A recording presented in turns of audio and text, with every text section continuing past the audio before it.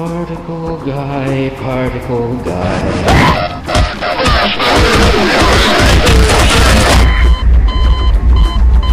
This is Mike Dreyer from Lich King and Condition Critical, and you are listening to Metal-O-Mania. Hey, this is Lenny from Dustbolt, and you're listening to Metal-O-Mania with the Crypt. Hi, Billy Mays here, and have I got a special offer for you? Have you been down and out and losing your faith in humanity? Well, we have the cure right here. It's called Metal-O-Mania. You're listening to the best Metal-O-Mania.live. You are listening to the home of metal, Metal-O-Mania.live. Powered by B Squared Inc. Entertainment.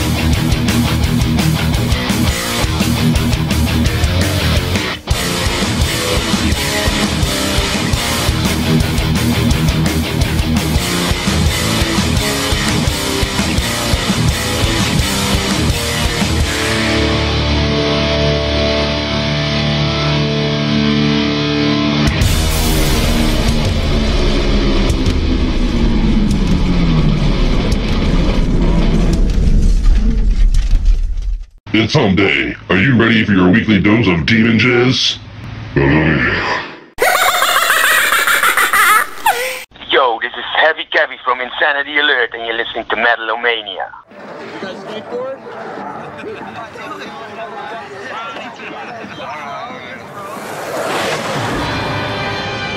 Dude, it's a shredder!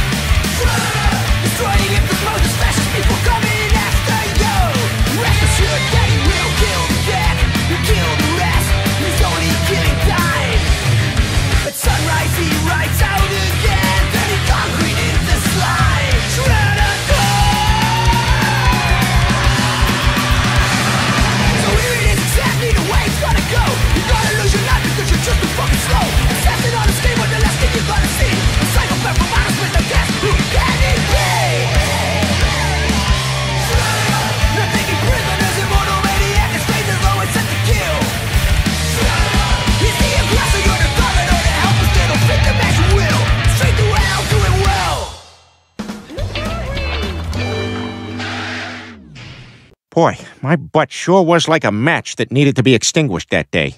And with Insanity Alert, we open up episode number 197, but a brand new year, 2021, is upon us. How are you, Miss Scully? I'm great, thank you. How about you? Hanging in there. Hanging in. Happy New Year to you.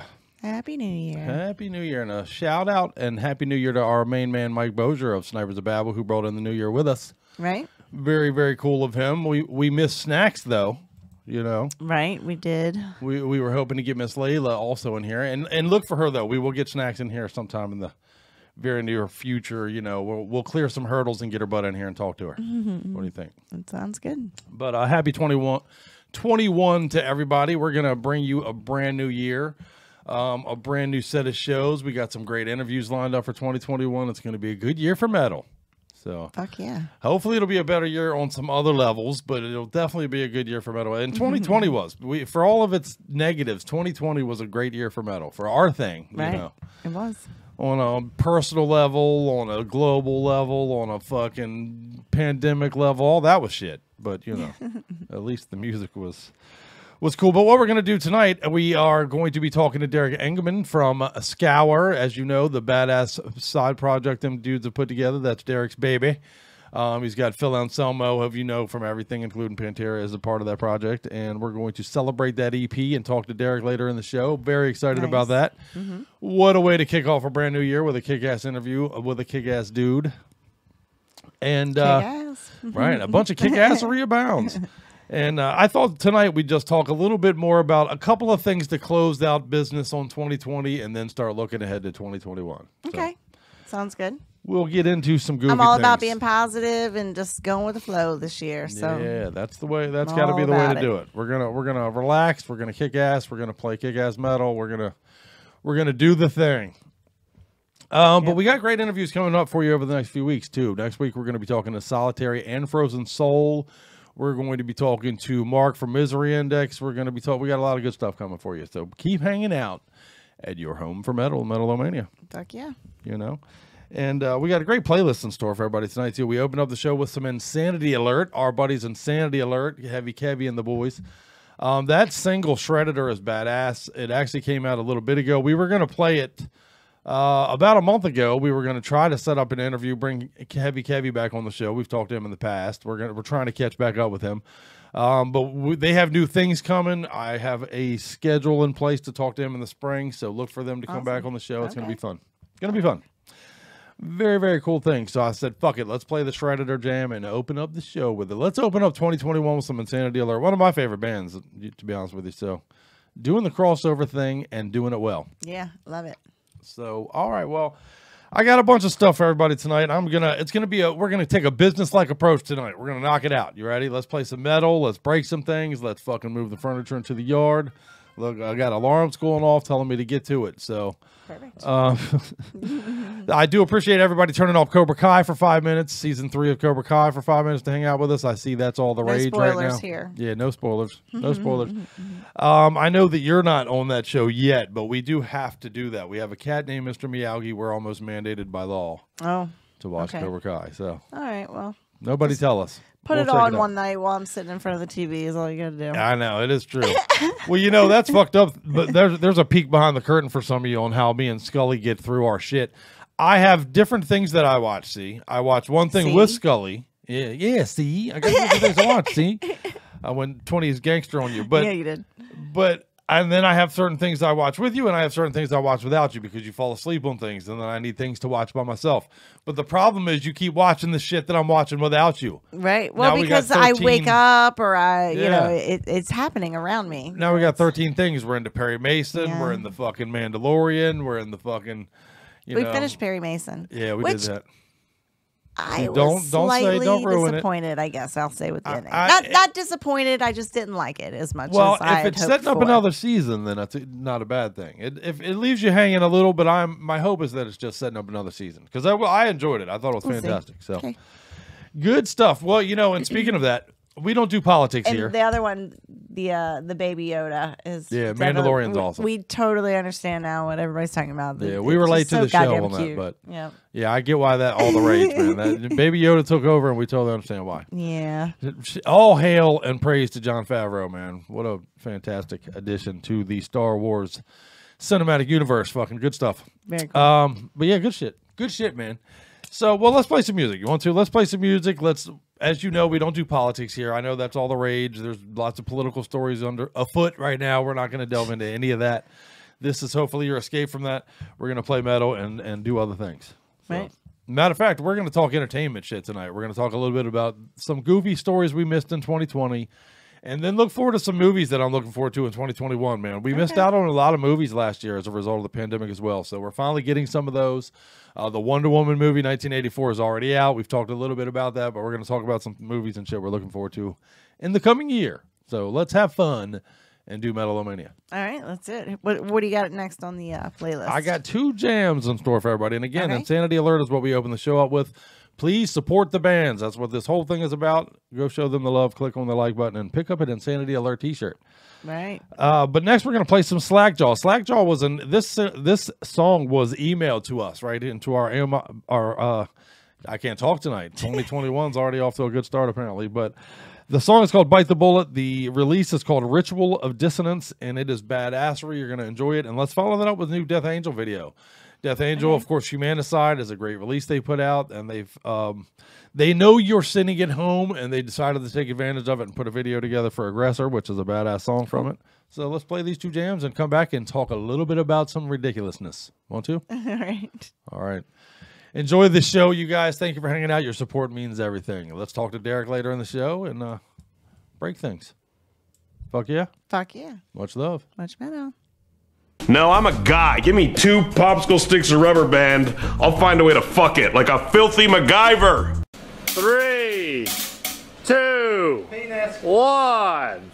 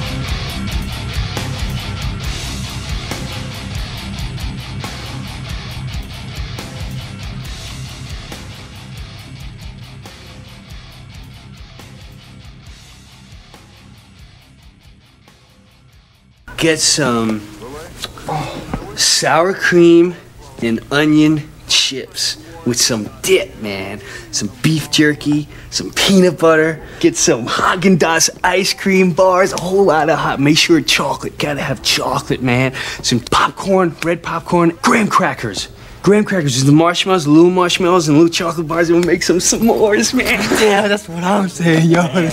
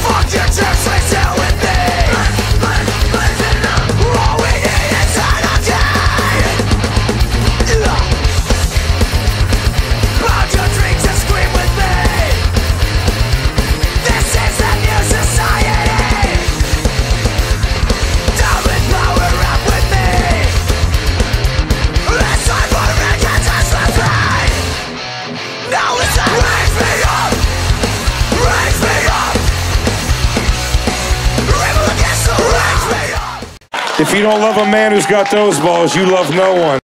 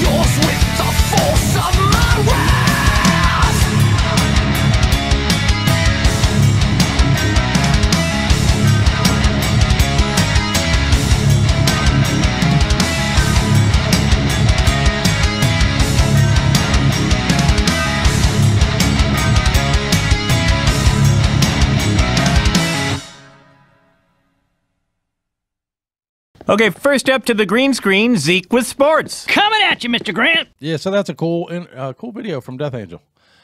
Glad they decided to do that. You know, you need Death Angel, man. You need some Death Angel in your life. Those dudes had a rough 2022. Good Lord. Good Lord, with the COVID shit and all that, man. They were one of the first band's names to be dragged into all that when the Testament and after the cruise and everything, man. So shout out to Death Angel. Glad to see you cats are healthy and doing the thing.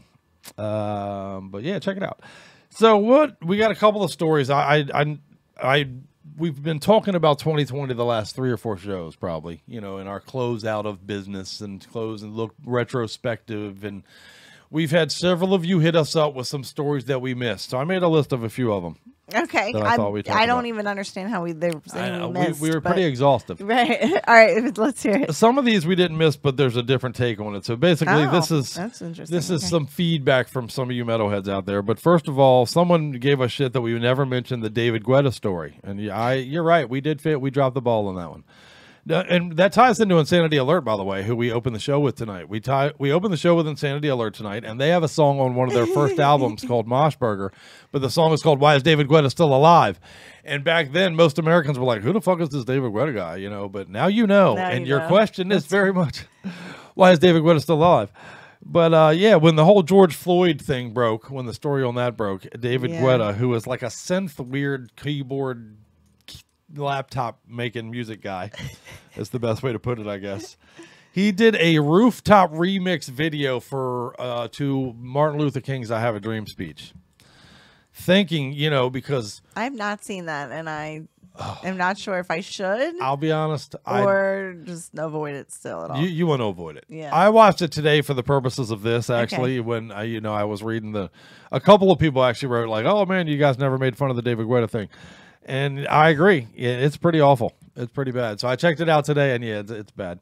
Well, you know, my question is, what in the world makes some goofy, nerdy white guy who makes synth music think that you're the guy that should do the Martin Luther King? You know, like, you're the guy, huh? You're the guy to make the racial divide close, right? Actually. Pretty fucking ugh. Well, did it start as just like a TikTok joke? Oh my!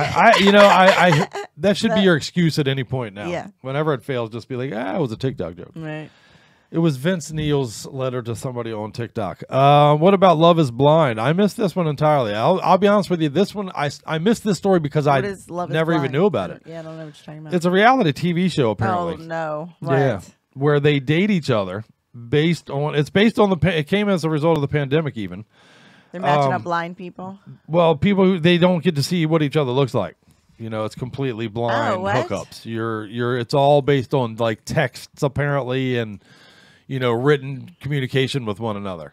And then you get to see what each other looks like after you've made a commitment. You don't even get to hear their voice. Date them. That's my understanding. Now, don't quote me because I won't lie. I've never watched this show.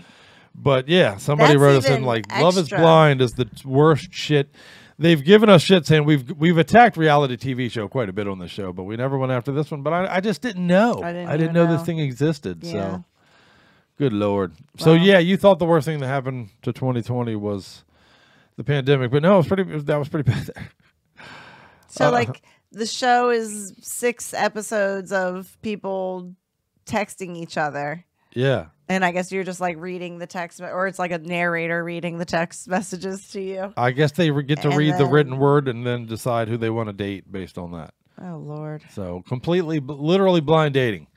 You get to see you don't get to see him until you're sitting at a date with. I don't know, it's weird to me. And my question has always been about the dating thing, the dating shows and all that. Like, who cares?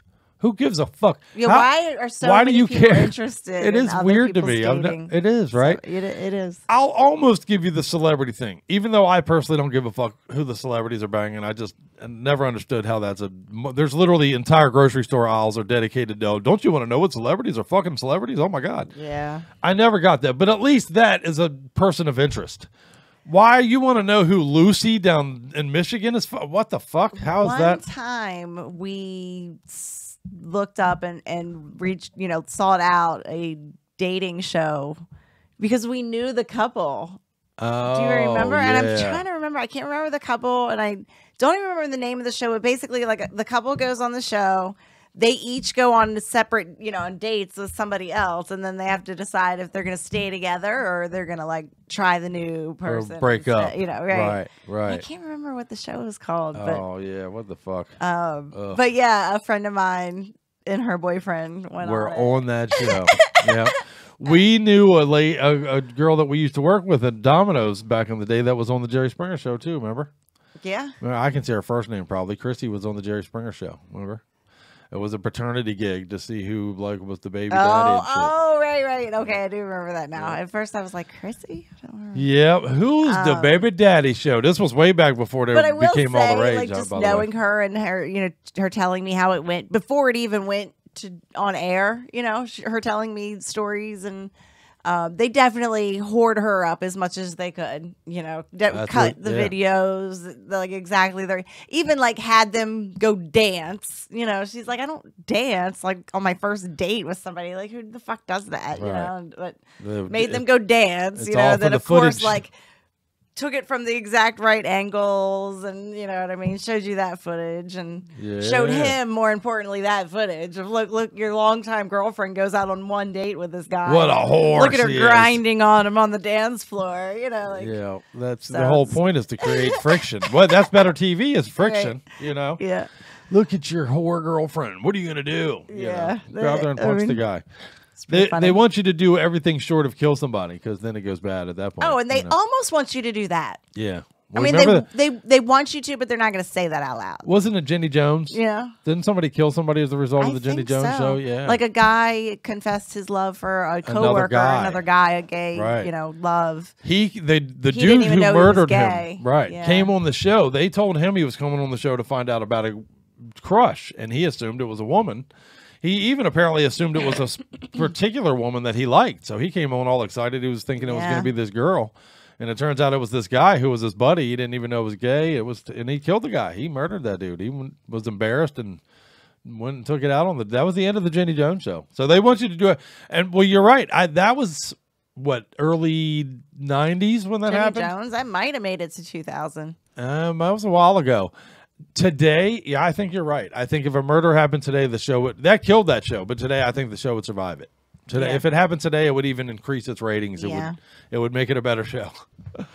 So that tells you a little bit about how far we've come as far as that goes. Huh? Another story that we talked a little bit about this, but a bunch of you have hit me up with the monolith story. The monolith that first appeared in Salt Lake City, Utah, is my understanding, right? Wasn't it Salt? I know it was Utah. It might not have been Salt Lake City, actually. But then another one showed up in Romania. I guess I didn't realize how many of them there were. I knew there was more than one, but... Well, they show up and then disappear. Yeah. One in Romania, one in Manitoba. Although I did look on some things on this earlier today. There was one in California, one in San Antonio. They've been showing up everywhere. It's kind of weird, honestly. It was in the Red Rock Desert at first, in Utah, excuse me. And I just don't, like, what's... One in San Francisco, somebody's putting these things one in up Los random Angeles. Places. Like, what's the big deal? It's just weird. But see, right. I was looking into this story a little bit today as a result of the feedback you guys have given us. Mm-hmm. And a bunch of them, the camera footage, there's no way it's like Alien. Let's just put that out there. They're very man-made. They're not even man-made well.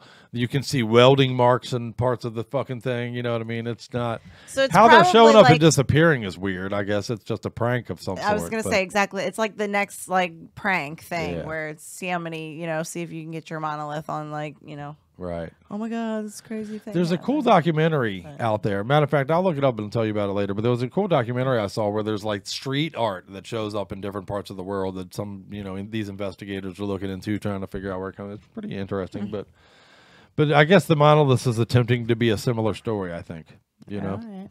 But it's interesting how many places it showed up, though. And this one that you guys are hitting me up saying we didn't talk about, we talked about quite a bit, the fact that the government released the UFO stuff. I think we covered the ground on that, but a lot of you have hit us up to be like, oh man, you guys skated over the fact that the government admitted that there was aliens, but I feel like we covered that ground. Mike Bozier and I covered it on the New Year's special pretty well. And it bears mentioning again that the government did come out in 2020 and agree. Yes, right. There's fucking aliens. There's fucking aliens, man. It is a pretty crazy thing to just brush over, but it is pretty wild, man. Yeah. They've admitted that there are straight up UFOs. They've admitted that there is a panel that looks into aerial phenomena that they believe is UFO related. You know, the government takes it very, very seriously, the fact that there are UFOs. There are aliens. But right. Like, I want the next step. Like, okay, we all kind of already knew that, right? Right. Like, you know what I mean? That's why So, we like, took it in stride. The whole country, Like, the whole world was like, yeah, whatever. so, like, are We they knew. friendly? Yeah, you know, right. like, can we communicate with them? You know, like, has there been communication? You know, do they abduct people and, you know, probe them in their butts? Like, yeah, you are we know, getting all up in that butthole? Right. Like, Maybe I'm an do alien. we do that to them? Right. You know what I mean? Have we caught them and probed their buttholes? Right. Maybe they're doing it You to us know? because we did it to them. Right. Right. You never know. So, you know, I just have so many questions. There's an old Scrubs episode where it's all about the poo. You know, remember that episode? It's all about the poo. Yeah. Maybe that's what maybe that's universal. When we get aliens, they get us. Whatever. We get up in that butt and see what's happening. That's a biological But you know necessity. how every space show, Star Trek, or you know, whatever, there's so many different species of wherever, depending on, you know, what planet you come from, right? Right on. So is it just one particular species that's made it this far? Or is there a bunch of them or out like there? all of them out there pretty much except for us so far? You know Right. what I mean? And we're just like the slow ones to like we're figure it coming up out. from the rear. You know, right? Like Yeah. we We're got to the moon. We're a you know third what I mean? world Like- nation, world. You know, Third world planet. Third world. Planet, right? Yeah. Whatever. But That's fucked up. so That yeah, I've shit got is so many fucked up. questions. Yeah. We Well, need more than that. You know, we the do. Pentagon needs to come out with a little bit more, I guess is what I'm saying. We're never I think we'll satisfied. find out Give me more. more. Well, you know, there's an interesting Bob Lazar. I don't know if you guys are familiar with Bob Lazar, who's done some documentaries on exactly Lazar? this.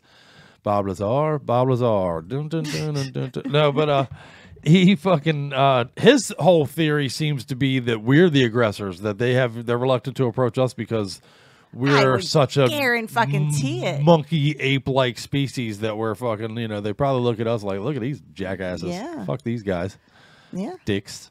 Fucking humans. Yeah, But I guarantee that we are fucking the Yeah, you're probably aggressors right. and we're the ones that are trying to fuck them in their asses. you're probably correct. What about the murder hornets thing, man? That came and went. Murder hornets. We talked Murder about it a little hornets bit because showed I up caught in one. Seattle. That's right. We did We talk a caught little one bit here about in the that. house, So, you yeah. know. They If showed it up in wasn't Seattle. a murder hornet, which It is was a hard to steroid, say, by the right. way. Yeah. But yeah, if it wasn't one of them, like I don't know what the fuck this thing was. It got into our steroids in the weightlifting room. Something. Because But yeah, I feel like we covered that one, didn't we? I mean, it was as big as my entire thumb. yeah, it was big And bastard. I'm not exaggerating, I don't think at all. I might even be bigger than that. I It wanted was to kill it huge. with a brick. So Yeah, I wouldn't let him kill it because it was going to be like killing a small bird. she thought it was like an animal, Yeah. like a dinosaur. You know, like you're going to make a mess you would of have heard that. some crunch if you'd have dropped a brick on that big bitch. Yeah, that's gross. What about this one we didn't get? I'm surprised we didn't cover more. The Fire NATO. Remember that story? Remember when they fire meets especially. tornado? Yeah. Doesn't that sound like a cool sci-fi movie? Especially during like our talk last week about the, you know, just the wrapping up of the disasters and all that kind of thing. Right. We didn't mention Fire NATO. NATO. That's a fucking movie waiting to happen, right? Right? Yeah. I can't believe Tara Reid's not in it. That's crazy. Already. Like Fire NATO should have come before Sharknado. Yeah, for sure. For sure. I mean, as far as like cinematic, Put movies Amber go, Heard in like- it. Ooh. Am I wrong? No, I totally agree with you. 100%. Put Amber Heard in it. You see Amber Heard still got her roles in all these movies. She's in The Stand. She's in the Stephen King thing, The Stand, which I'm enjoying, by the way, if anybody's watching. I love Stephen King, so I'm watching it. I don't care if she's in it. But she's still Mira in the new Aquaman movie, too. Yeah. Surprised If, by that. not Surprised even by that. if they were actually like Johnny Depp was being pushed out of everything when just the accusations were being made. Yep. Truth. Then you completely flip flop it around, and any man in that position would be kicked out. Would be gone. Would be pushed, cancel cultured. pushed out for sure. Yeah, So I but do have they're- an issue with that. Yeah, I think it's because she's a hot chick, and they're like, yeah, okay, we'll just forgive it. I bet he's not very forgiving. I bet he's like, what the fuck? But I'm Or she's got a surprised. I super did good think lawyer that with really good contracts. I don't know. That's crazy. I don't know. she's, for all her negatives, she's pretty damn amazingly hot. I don't give a fuck. But anyway, another story that we did miss. This one, Subway bread isn't bread. I didn't know this, man. I got a couple of What is two people sent me this story. Subway bread isn't actually bread, technically. What is it? Is it like It's like cake. Plastic. It's considered like I know that's see.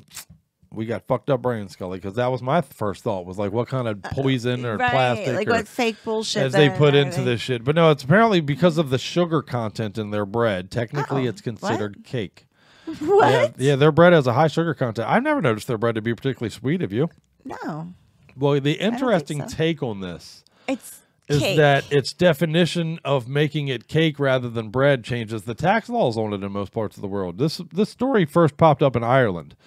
This was a thing that went on in Ireland where officials said that the sugar in the bread makes it no longer bread, which means they can tax it at a different rate, which we, of course, have copied here in America. So what? We took advantage to. We're if you have staple food doesn't get taxed, or prepared food doesn't get taxed. You know, but if it's bread, like if it's your sandwich, you don't get taxed for a sandwich that people make for you. But if the bread is cake, I can tax the bread. It's not that's the way it works. It's basically a way to fuck you out of a couple nickels. We pay sales tax on everything, so I don't understand. Well, you don't actually. You do not pay sales tax on prepared food. Like if you go to, that now, granted, that's changing in some locations, but all through growing up, if you bought pizza, if you go to a restaurant and buy prepared food, you're technically not supposed to be taxed for that. Now, they've changed laws here and there where they tax you for your soda beverages now. They tell there's different things involved, but generally prepared food over the course of my lifetime, less so your lifetime, was not a taxed food. It was not a taxed item. That's interesting. It was considered a staple food and thus could not be taxed, which is changing. So then did Subway turn their bread into cake so that it can be taxed? I don't think so. I think they're sugaring it up for taste purposes, and then somebody jumped on it to use it as a. Does it taste? I guess it tastes better. And people love their bread. Their big draw seems to be their bread. I'm not a bread guy anymore. I used to be, but I'm not anymore. Their bread is good. I will say it's got that good. It smells good. It's got that perfect crust where it's like really crunchy, but Soft and then like the inside type, is so like. Yeah, soft and doughy. Perfect description. So, well, apparently it's the sugar content. You need to put sugar in your bread then. Sugar up that bread. All right. Brings a whole new. I'll have my sugar loaf, Italian cold cut with some fucking cake, please. Yeah, will you throw some meat between two pieces of cake for me? Sounds good. I'll take it on my sugar loaves. But yeah, that's fucked up. And one more story, and then we'll play some more music. Was we did talk a little bit about the whole Christmas, the New Year's, winter solstice, the Jupiter Saturn alignment. Yeah, the aligning planets. Yeah, we talked a little bit about that. So I feel like the Christmas star is what it was called. But it is interesting to know that had not been seen in 800 years. Wow.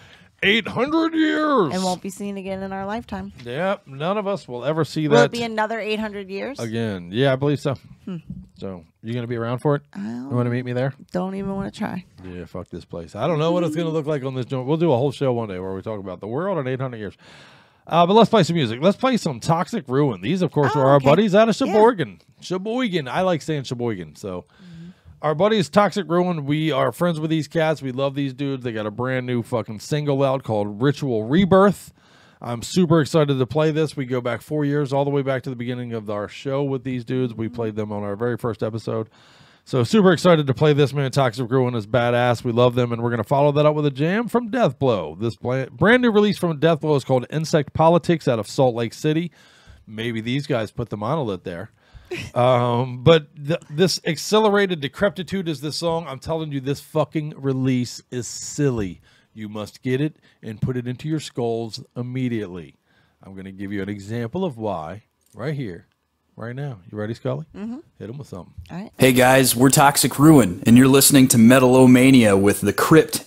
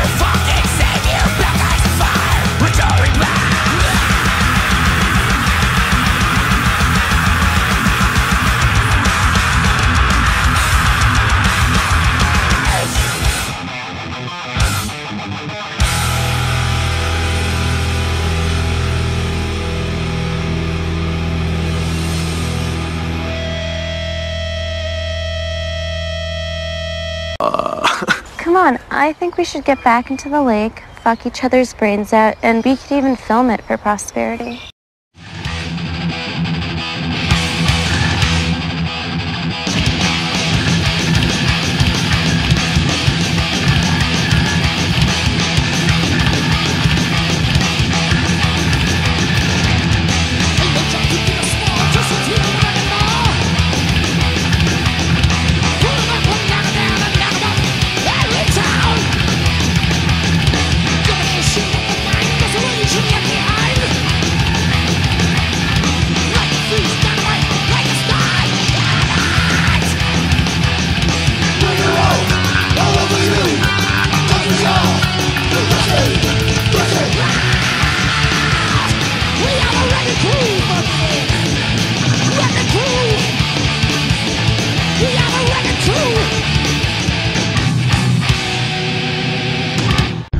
We're on express elevator to hell, going down.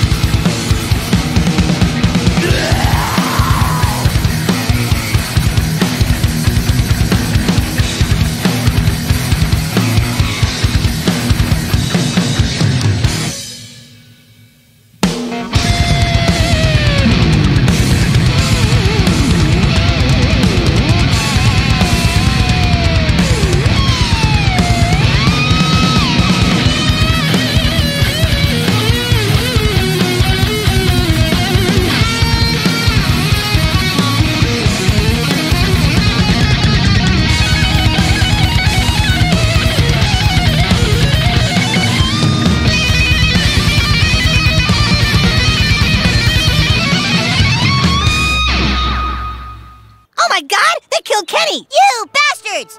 Yeah, I love your shirt there, Skulls. What's it say there? I'll tell you what's wrong with society. No one drinks from the skulls of their enemies anymore. How fucking true is that? Right. Let's go back to Conan. Let's go back to Genghis Khan. Change some shit real quick, won't it?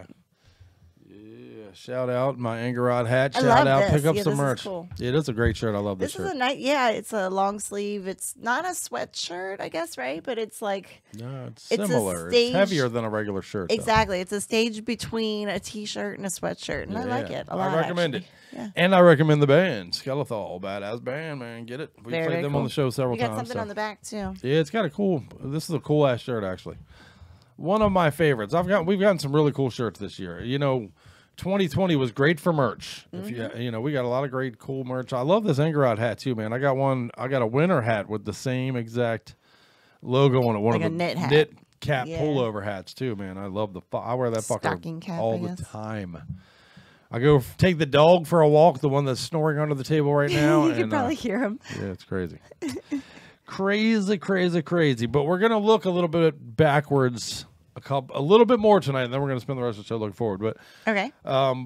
Speaking of looking back though, we've opened the show with Insanity Alert. We played some Slackjaw, we played some Death Angel, we played Toxic Ruin, and we played some Death Blow for you so far. Nice. Support the bands. Right. Like, follow, and subscribe, please. Fuck yeah.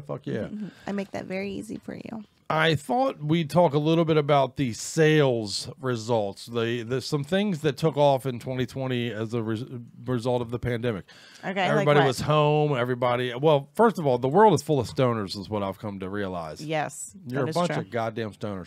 Mhm. Things related to stoner stuff like weed. Anywhere weed went legal, that shit flew off the shelves. You couldn't keep it. You know, any pot, bongs went on.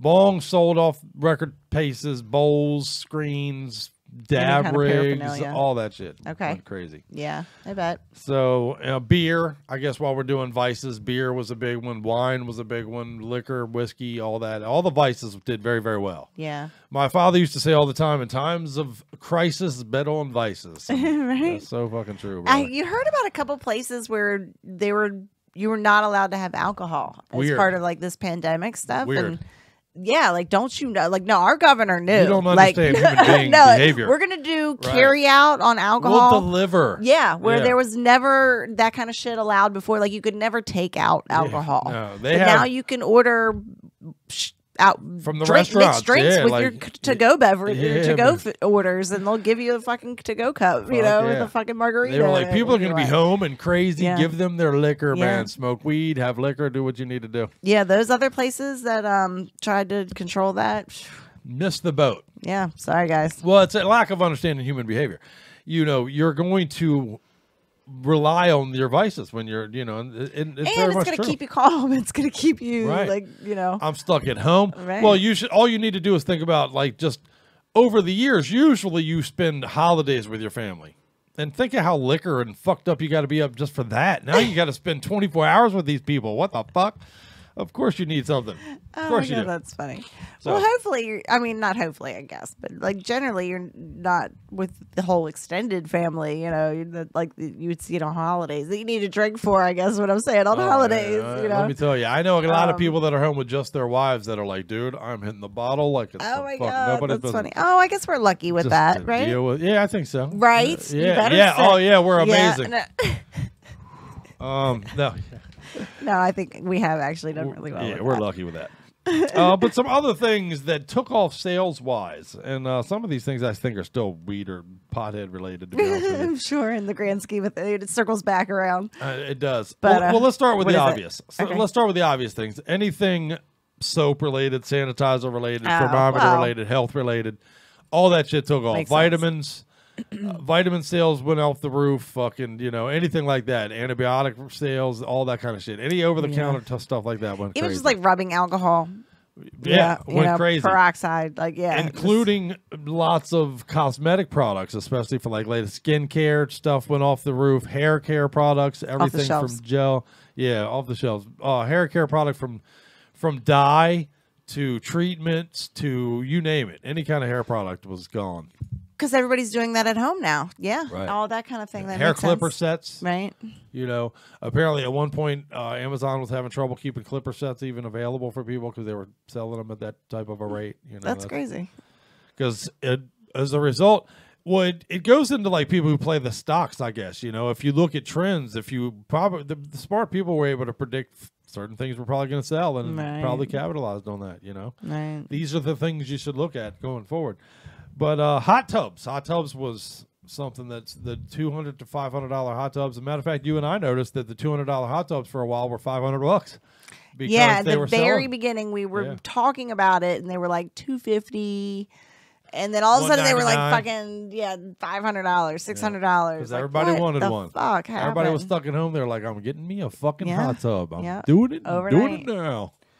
Well, like pretty crazy markup.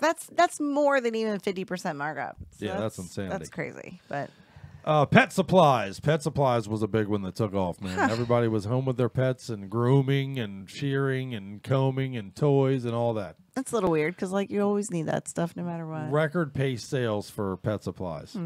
Board games was a big one. Oh, I can see that. Yeah. If you're going to Puzzles, be stuck playing, shit like that, maybe. Yeah. You know, stuck at home with the family. We just talked about you want to get stoned for it or drunk for it. You definitely want a board game for it.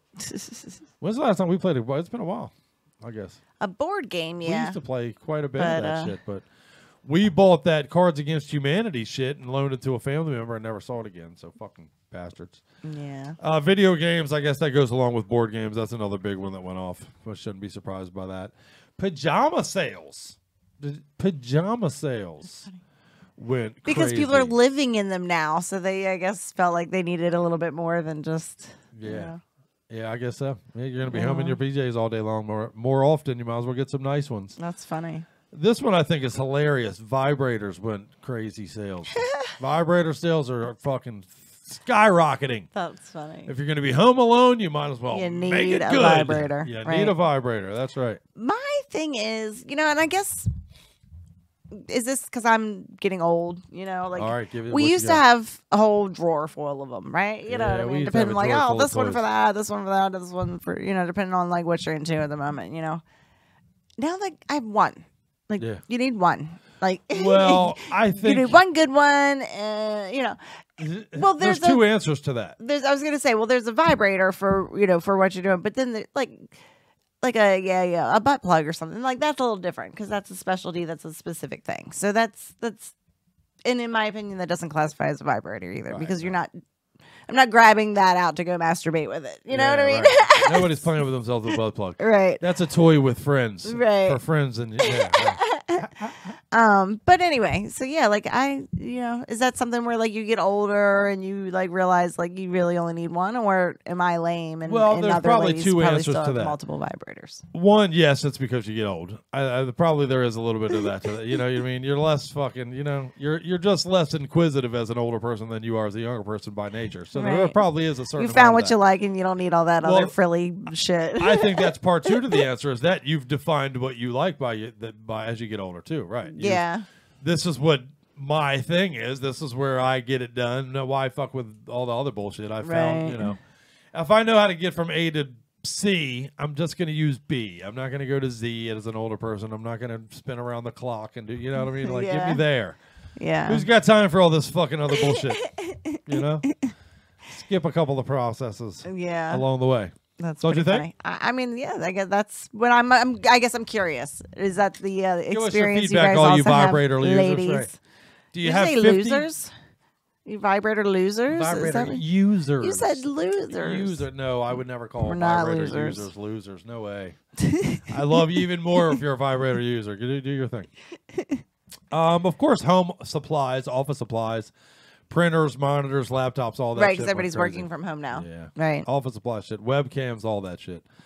I already talked about alcohol. Here's one for because everybody's making their own porn at home nowadays. Yeah, that's probably true. What I think, OnlyFans, all crazy, millions of them. Yeah, I'm sure. Bread machines. Again, I think this is you stoners again, man. Bread machine sales off the chart. That's a weird one. Can't keep the bread machines.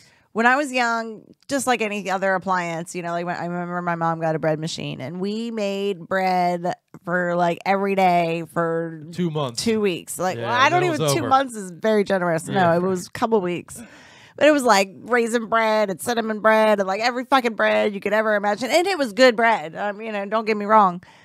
But like, yeah, you make that for like 2 weeks and then it's like, oh my God, no more fucking bread. Like, Enough with the bread already. Who is it? Isn't that Jeff Ross? yeah. Put that Enough with the fucking bread bread already. machine away. Yeah. Like, just put it in the closet of the abandoned appliances with your fucking new wave oven. Put it and wherever your you put the fucking- Beanie Babies at. your George Foreman grill Yeah, and your right. fucking That's fucked up. whatever. You know, I else. just read the other day that could have been the Hulk Hogan grill. They apparently approached Hulk Hogan first about that, and he chose not to do it. He did some other product instead. What a mistake that was. Right? And then it became the George Foreman grill. That very easily could have been the Hulk Hogan grill, apparently. I think George Foreman fits better. Don't Yeah, you know? he was a It good sounds spokesman better. for it. Mhm. Here's a weird one that took off sales. Bidets. Bidets took off in sales in Well, 2020. we're on board and we're doing it. We're about so. to do it too. What is Yep. that? What, we're being home more often, so I need a water shot up my asshole? What's that about? Is that where's the correlation? That one's a weird one to me. You know, I don't know why like everybody wants to do it now. I know Yeah. why I want to do it now. Why 'cause did we're- we collectively I've always as a- wanted to do it, and Yeah. we're just currently renovating our bathroom. So, Yeah, so like, we're adding that or feature. maybe that's why people are. I'm going to be oh. home all the time now. I want a Might nice as well renovate. bathroom. You know, yeah. Huh. So maybe that's why. You may be onto something. You may be onto something. Because that's exactly why we're doing it. Yeah, truth. Spiral hams. What? Literally spiral ham sales. Honey baked hams in stores like that are going bananas with sales. Doing very, very well. Doing very, very well right now while everybody's I at guess home. any kind of like prepared food. Yeah, I guess I don't so. know though. That's a weird one. Spiral. To like specifically have a spike in hams. Yeah. I need ham. Oh my God. What are you doing? I'm stuck at home. I need ham. That's so funny. Bullets and guns. That's no surprise. We've talked Well, about that yeah, a little bit. that's- Bullets and guns. For a while, you couldn't even buy bullets. Yeah, I still popcorn. think it's pretty short. Popcorn sales. That's a pretty interesting one. I didn't think about it. It's not surprising because people, I'm sure, you're home watching movies and TV. You and I are doing the same thing. Yeah. We don't do a lot of popcorn these Not days. so At much least I because don't. you but- don't, and I'm not going to eat it by myself. Yeah.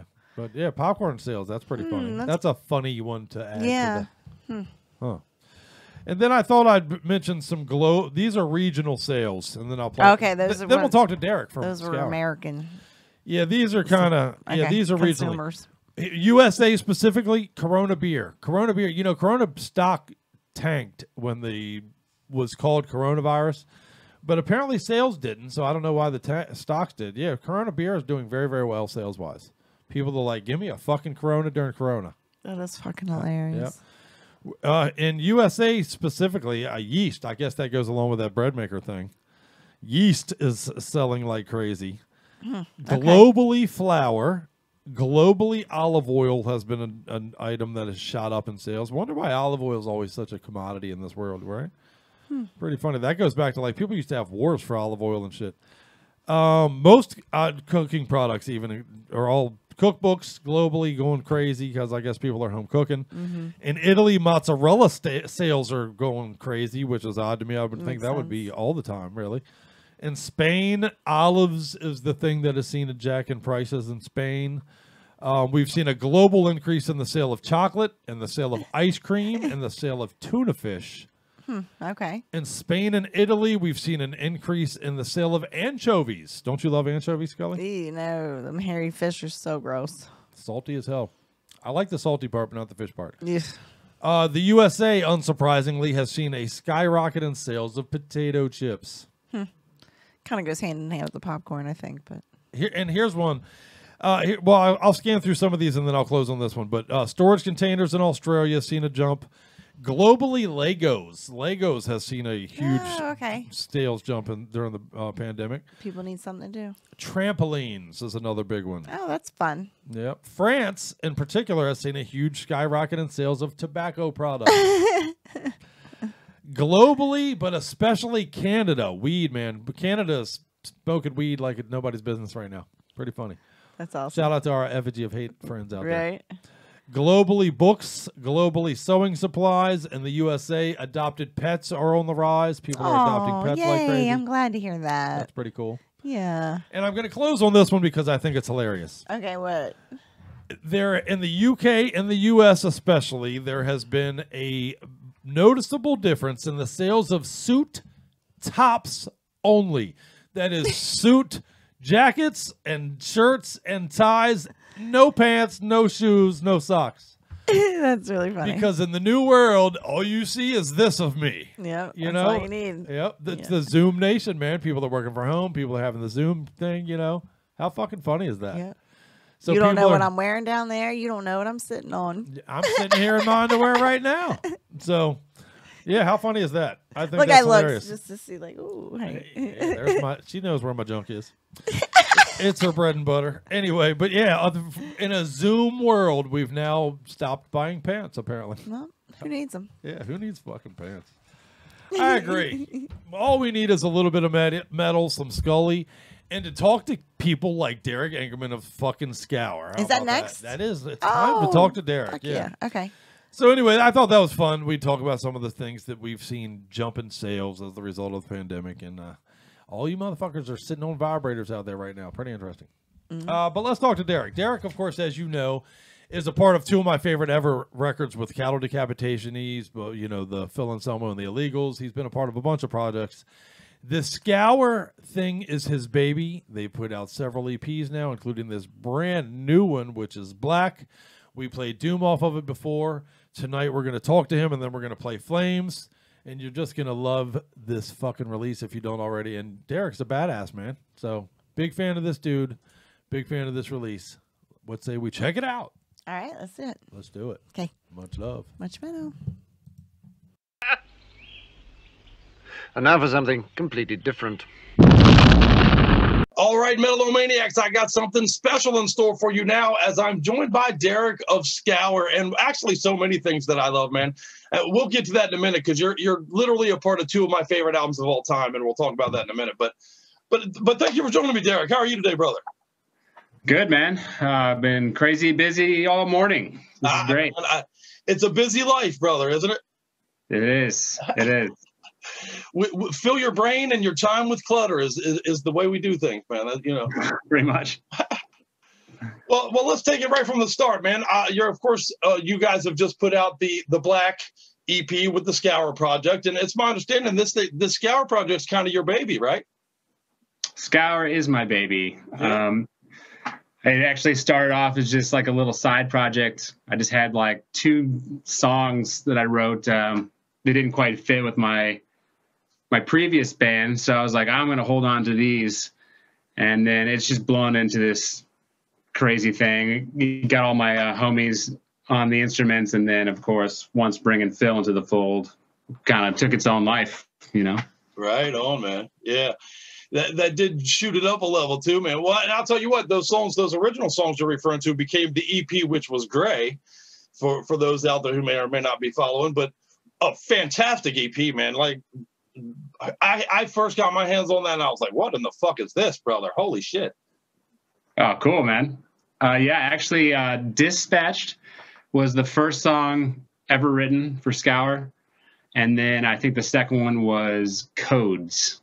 So it's cool when we still play those live, it's like, I just think of, you know, my little jam room, you know, just writing these songs and then playing them in front of these festivals. It's pretty cool. You know?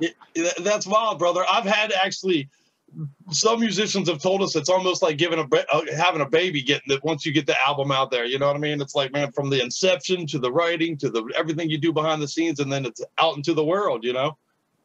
Totally, yeah. And it's cool to see, you know, people's reactions to like different songs, like with the new EP, like.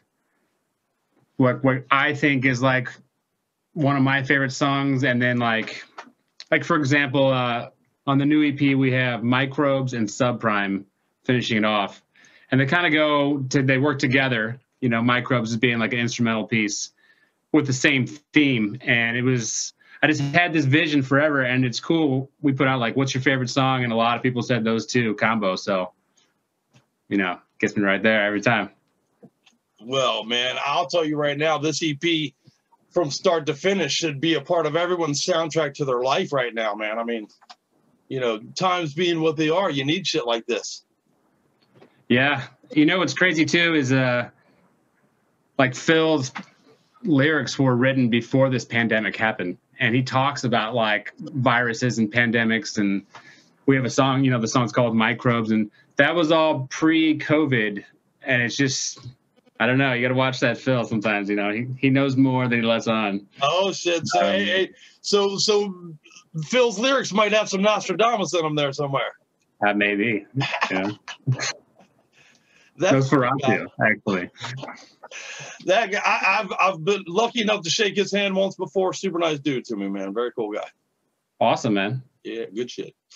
Well, let's talk about this EP. I mean, obviously it came out in a weird time of the world with the whole pandemic and all that shit going on, man. So how disruptive has that been? I mean, I got to imagine by now you thought you'd be on stages killing people with some of this shit, not just this, but some of the other projects too, right?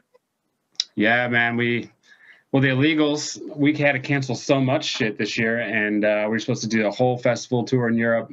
We're talking like 80,000 people playing the Pantera classics, the tributes. That stings. But Scour, we originally were hoping to release the Black EP on last year's Black Friday, but it wasn't quite ready yet. So that's why we dropped the cover Massacre, just to kind of hold people over. I know everybody was thirsty. But so we said we're going to do it this year. And, we'd hope to do some festivals and stuff around it. But, yeah, it is what it is.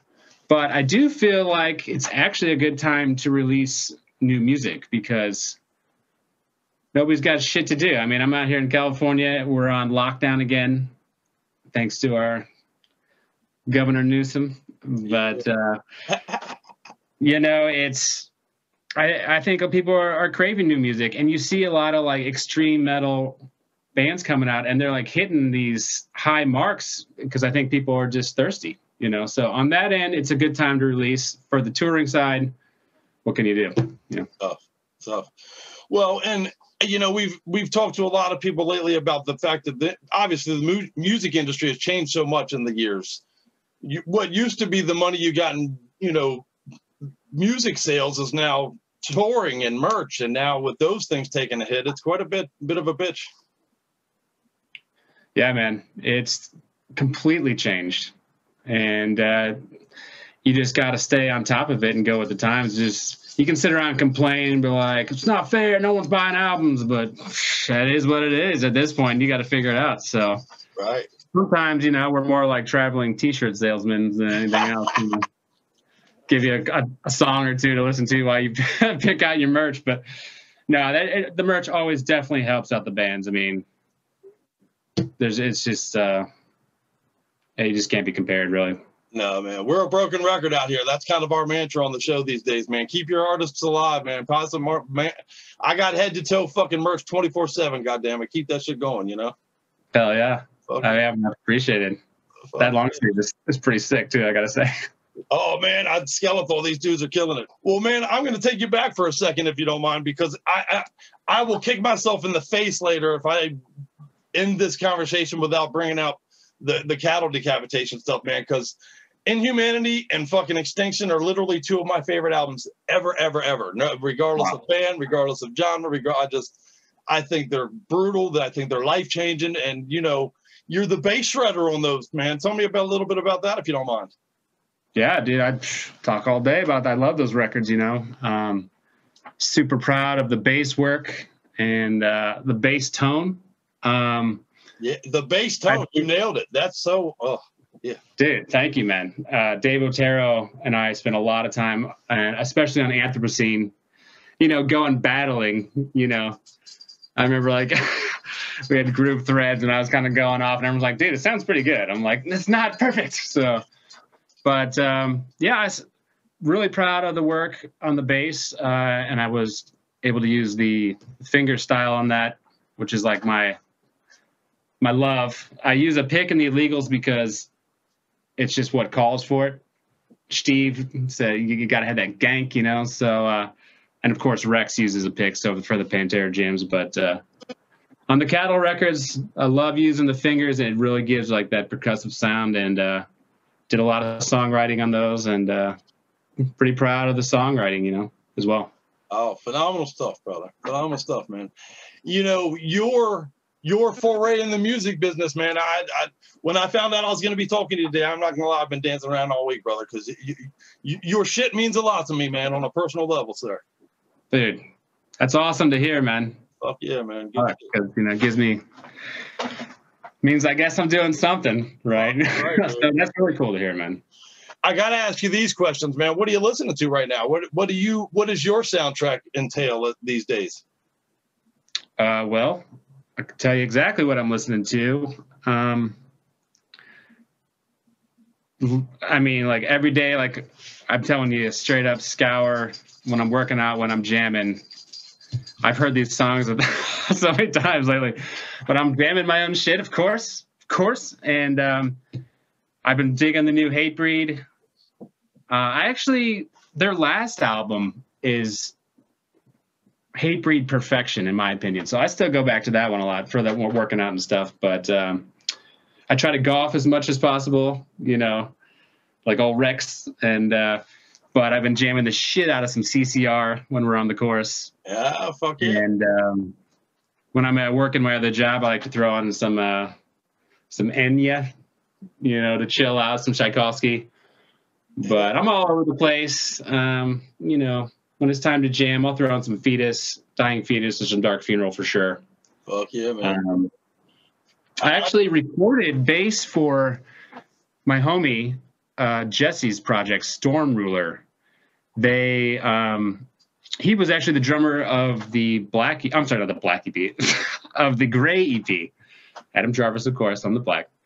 But and he's also my drummer of Cast of Stone. But he just had a new project, and I hear they're working out a record deal as they speak.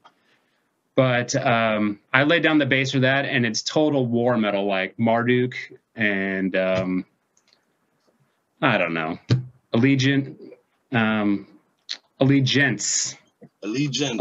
Marduk, some Vindir type stuff. So I've been listening to that too. It's like really conceptual. I recommend check it out. Storm Ruler. Atmospheric kind of, yeah. Well, cool. Every other track is an atmospheric piece. Fuck yeah. It's really cool. That's pretty wild, man. So you like to stretch your chops in a bunch of different ways then. That's good shit. Yeah, you know, draw inspiration from all over the place, so. Damn right. Yeah, I actually wasn't, my whole life I wrote off CCR for, I don't know why. But this year, I don't know, I just can't get enough, you know? I don't know what it is. That's Take me to buy you know? It's probably because I haven't gone down to the layer in a while. I'm missing my boys. That's probably what it is. Right. Missing the home stuff. Yeah, I definitely miss my illegals. You know, we have such good times, but hopefully we'll be hitting the road this summer back to Europe. We'll see. It's slotted. You know, praying for the metal gods for that one. Oh, I will be, brother. You have my word on that, man. I'll pray to the metal gods steady and solid. Yeah, my man. Well, and you know, for those out there who need, we talked a little bit about merch. What's the best way to get Scour merch? What's the best way to get a copy of the Black EP? Where's the best site to go to? Our merch is at Night Shift Merch. I think just nightshiftmerch.com. New company, but they're blowing up. Black Dahlia and all these rad bands. But we got a bunch of shirts, and we've got a few pipes and grinders left for those who want to treat themselves. And if you want to get the record, if you're in the U.S., North America, go to Housecore. Housecore. You know, the Housecore store. And then internationally, we actually signed up with Nuclear Blast. So worldwide domination. So internationally, go to Nuclear Blast for the record, Housecore for sure. And then Night Shift merch we got, and we got some new goodies coming out soon too. Awesome. Yeah. Oh, I'll be getting me a Scour grinder here today, my brother. That's on my to-do list. Yeah, man. They're nice poly grinders, pollen collectors, all that shit. So they're really, you know, top quality. But it's got that new black logo. Looks slick, you know. Yeah, it'll go good with listening to the new EP and fucking jamming, my friend. Oh, hand in hand. You know. That's good shit. One before the other. Yeah. Or during. Yeah, right on. Hey, nowadays you got to stay 6 feet away from each other, so you can you can do both. Yeah, I actually don't mind that part of COVID. Yeah, me either. Fuck away from me. Yeah, right. Be yourself by yourself, you know. Unless we're moshing, you don't need. Unless we're moshing or fucking, you don't need to be touching me. Right. Man, I don't see how they could do metal without mosh pits. I don't know. Oh man, let me pose this to you. I've been throwing this idea out here, man. Steve, we interviewed Steve from Testament recently, and I think I got him on board. So, my hero, God, I love him. So good, man. His stuff with Wintersorg is like my favorite shit he's ever done. I met him once, but yeah. I didn't mean to interrupt you. No, very cool guy, man. You know, I just sat there smiling at him the whole time we were talking. Kind of like I'm doing to you, to be honest. But he's my hero. We discussed the idea of a future mosh pit where we all have 3-foot bumpers on us. See, we'll all wear 3-foot rubber bumpers. That way we're only 6 foot apart, and we can knock each other the fuck around still. Then you might have to get a helmet too. That sounds pretty intense, actually. Hey man, I can already see the videos, brother. It's gonna be fantastic. I mean, Origin did the pillow fight on the 70K cruise. I don't know if you saw that video. So yeah, yes, sir. Those guys have done it all. Shit. Yeah, there's some wild cats, brother. Oh yeah, I've known those dudes for years, man. They from back in the Topeka, Kansas days represent. Shit. So yeah. Hoping they get some new material coming soon. I hear rumblings. Always looking forward to that. Well, when it comes available, we'll be out here in Metal-O-Mania making sure nobody misses it, my friend. That's for sure. Hell yeah. You know, Mikey Fingers on that bass. I couldn't wait to share with people that this Scour release was coming when we first found it. I think it was a Nuclear Blast thing that we were first made aware of that, you know, a while ago at this point, obviously. But I was like, oh, shit, you know, new Scour. Yeah, man. You know, actually, we're a new band still. And there's, you know, even though the Black EP is 4 years old, I hear like, you know, people will be like, oh, I just heard you guys for this time. This is crazy. And I'm just like, man, we are a super new band, even with Phil and some on the band. And, you know, people are still checking us out. So it's always cool to hear somebody else, you know, discovering us or whatever. Well, we're going to make sure a bunch of them know right now, you Metal-O-Maniacs out there need to go and pick up all these EPs, because if they're not a part of your regular soundtrack to your life, you're shorting yourselves, people. Even though they're short songs, you don't want to be short. Hey, it is by design, by the way. We don't want a bunch of bullshit. You know, Scour, we don't want to fucking have some intro where you're like, oh, just give me the meat, you know, and it goes into some off-time, weird, jazzy. It's like, nah, I want to hear the goddamn blast. No surprises. Stick to the plan. So, we have fun with it.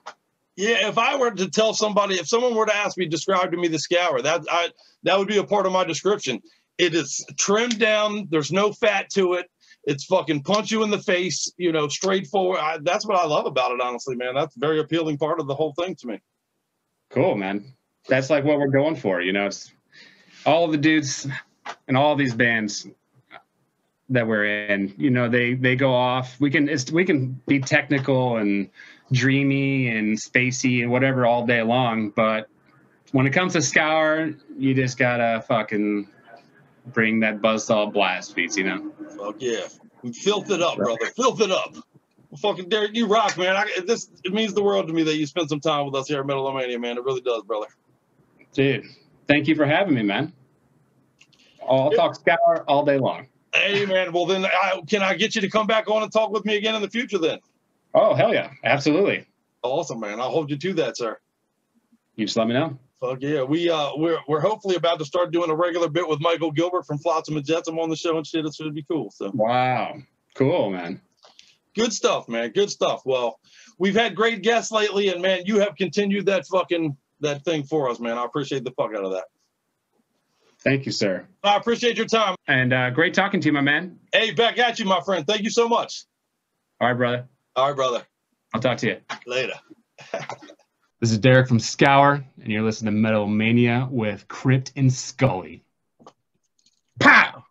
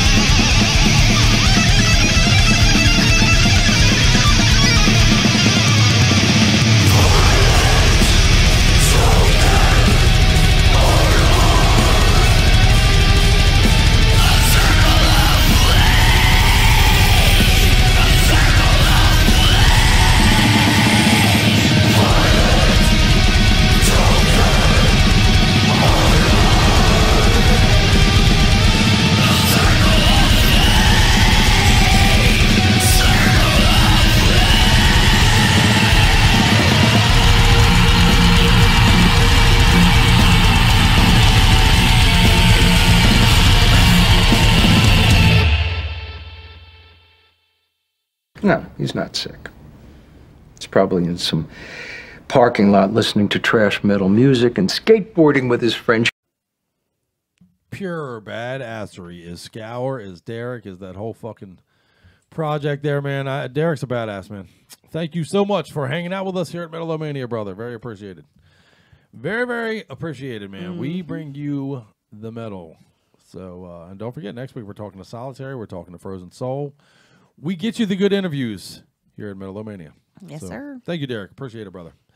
We shall talk again. So I got to bring it up, I guess. You know, I'm not going to dive too much into it. I promised you people out there a million times we'll never talk too much fantasy sports here on our metal show. But Skully is our goddamn champion, you guys. Skully won the whole league. Our 40-team league that we do every year. We do a big, giant, ridiculous, insane league. And, yep, Skully won the whole fucking thing. Thank you. 12-1 in the regular season and then swept through the playoffs to win the whole thing. So what's that mean? I think you went, in 17 weeks, you went 16-1 overall then, right? Yeah. And the 1 week you lost, you should have won. You just left all your points on the bench that week. So you could have had a perfect season. Heartbreaking. Could have had a perfect season. Yes, sir. That was exciting. And you forgot also to mention that I am the most total points winner out of all 40 teams as well. Yeah, we do all kinds of little slide bets in our fantasy league. And I won't talk too much fantasy sports. I promise you I won't do that. But for those of you who do not know, and for those of you who are sports fans, we are going to bring back the CNC Fantasy Football Show next year. So look for that come summertime. We're going to have Bean back. We're going to get Skully, our champion. Bean is the one I beat, by the way. Right, Bean, who I used to do the show with, is who Skully beat in the championship. Yeah. Your co-host. Bean knocked me out of both of the leagues, both of the money leagues this year. He knocked me out of the big league, and then he knocked me out, and then you got my revenge. Thank you, Skully. So. I got your back, babe. Fuck yeah, good stuff. Congratulations, everybody! Send some congratulations to Skully for winning the fantasy football league. Good stuff. And if you are a fantasy fan, look for the return of our show. That's where our radio shart. We sharted our pants. That's what it is too. Yeah. Isn't that accurate? But that's let's just leave it there. Our radio start came from a fantasy. We did a fantasy sports show before we branched off and did the metal thing. So. But it clearly had an end date when the season was over. So. Right. So and then I was left with nothing to do. I said, you know what? I'm a metal fan. Let's do a metal show. And here we are 4 years later. So, but we only did one season of the fantasy thing, but we are going to bring it back. All right. So look for that. Okay. And again, congrats, champ. Thank you. Somebody sent me an email. For what it's worth, somebody said buy stock right now in Disney, speaking of looking ahead, and airlines because the world will return. Probably too late. I'm sure Disney stock is a lot. Yeah. Airlines, though, I think the airlines' advice is good. We're not going to stay shut down forever, people. So things will return to normal, and when they do, some of the things that are generally high stock items will return back to high stock value, I believe. So probably if you're in on the front end of that, you can make a couple bucks. Yeah, we should. All right, so let's going forward. That's one of those things where 6 months from now we'll be like, oh, we should have done that when we talked about it. You know. Well, I do a little bit of stuff with Kai, and I'm up. My stuff is up. Oh, good. I'm doing pretty well right now. I like it when you're up. Yeah, it's good to be up. Mm-hmm. Okay, that's why Viagra sales. I'm invested in Pfizer, who makes Viagra. So speaking of being up, it's good to be up. Always bet timely. On boners. Yeah, trust me on that. No matter what's going on in the world, people will be fucking. Yeah, that's true. So, does Viagra even have any competition? I think so. Do they still own the market on that? No, there's another one. I can't remember what it's called. I don't know. I've never heard of another one. Oh, shit. I can't remember. There is definitely a few of them, but there's another big name one even that if I told you, you'd be like, oh, yeah, but it's not coming to my mind right now. Somebody will hit us up. Like Celebrex? Something like that. Or is that like a... It might even be that, but it's something to that effect. But, that's just the next commercial that I feel something like I see a lot of. Something with an extra Z in it, you know what I mean? So, there you go. Everything's got to have an extra. Does it give you thoughts of suicide and anal leakage? Anal leakage, like remember the potato chips? Wasn't that the potato chips? They put that new kind of oil in the potato chips, and they were like, "Yeah, it's better for you, except you might experience your asshole leaking while you're walking down the street." Like what? Well, wait a minute, that doesn't sound better for me. Call me crazy, but I think I'm supposed to be able to walk down the street without my asshole. Do you want to be fat and control your ass? I'll go for fat if that's my choices. Or thin and it just leaks out. Whatever you want. Oh, so what was that? Oh, that was just me shitting myself at lunch. Sorry, I've been eating Olay potato chips. Couldn't help it. Oh my god, it is so It's gross. fucking weird, man. Weird side effects. Weird. We could do a whole episode on that. If there are weird side effects. So it also like in the side effects that don't turn people away. Right. You know what I mean? Right, And people are like, exactly. oh, I know this is gonna fuck me up, but I don't care. I love it so much. I'm in, bro. I don't care. I don't care Like, the cost. Anybody that eats Chipotle, Right. yeah, I know what it's doing to me, but I'm in. right? Taco Bell. Yeah, you know. Right. I don't care. I love it. In My Taco Bell, for entire example, dinner it's like cost $1.50. $1.50, right? Yeah, but I'm in. I don't care what it's doing to my guts. Funny. I know, man. It Oh is my funny to God. me. You know what's funny to me is we know a dude, and I won't throw him under the bus because I love him. He's a great guy, but he's a big, giant dude. He's a big, heavy guy, and I'm not knocking on you. I'm a formerly fat guy, so I'm not going to judge anyone for their shit. But I do find this particular aspect funny. He is very meticulous about his car. He only puts in the super expensive gas. He only gets a fucking oil change all the time. You know what I mean? Like, it's you don't put anything, you're not even allowed to eat in his car. But he eats the worst garbage in the world. It's crazy to me. The things he puts in his body are dog shit. It is weird to me, man. It's a weird correlation that you made. And again, I'm not knocking him. You don't value your body as much as you value your car. Right. Which your car you're going to replace. Like it's Eventually. not the last car you're gonna have No. in your life. This is the only body you're gonna ever have. You don't get another one. It is weird, you know. And I've told him, I've pointed this out to him before, and he thinks it's a funny thing, but right, it doesn't seem to impact It's still behavior. hard to change that kind of stuff. You can't change what you can't change, I guess, you know. It's hard. It is hard to change And I will behavior. say, like in school, Once you're they in a try habit, it's very tough. hard to create good behaviors for you and patterns that that you just fight so hard, like you just Well, refuse to accept. Is Let's be honest. The human condition is one of well, and they're fighting commercials. Let's be well, real, yeah, right. Especially at the age that you're in school, is when you're battling commercials probably the most. Right. The advertising campaigns out there are for real. Yeah. There's a reason there's so much money, Yeah. you know. But I think there's something to the fact that the human condition is such that we're all depressed on a certain level. You're all have strife and heartache and pain, and everybody's looking adults. for Yeah. I think even as a teenager, I was full of teenagers, angst but and I was- anger, and yeah. you know, I had feelings and emotions I didn't know how to control or deal with, or you know what I mean. You're all.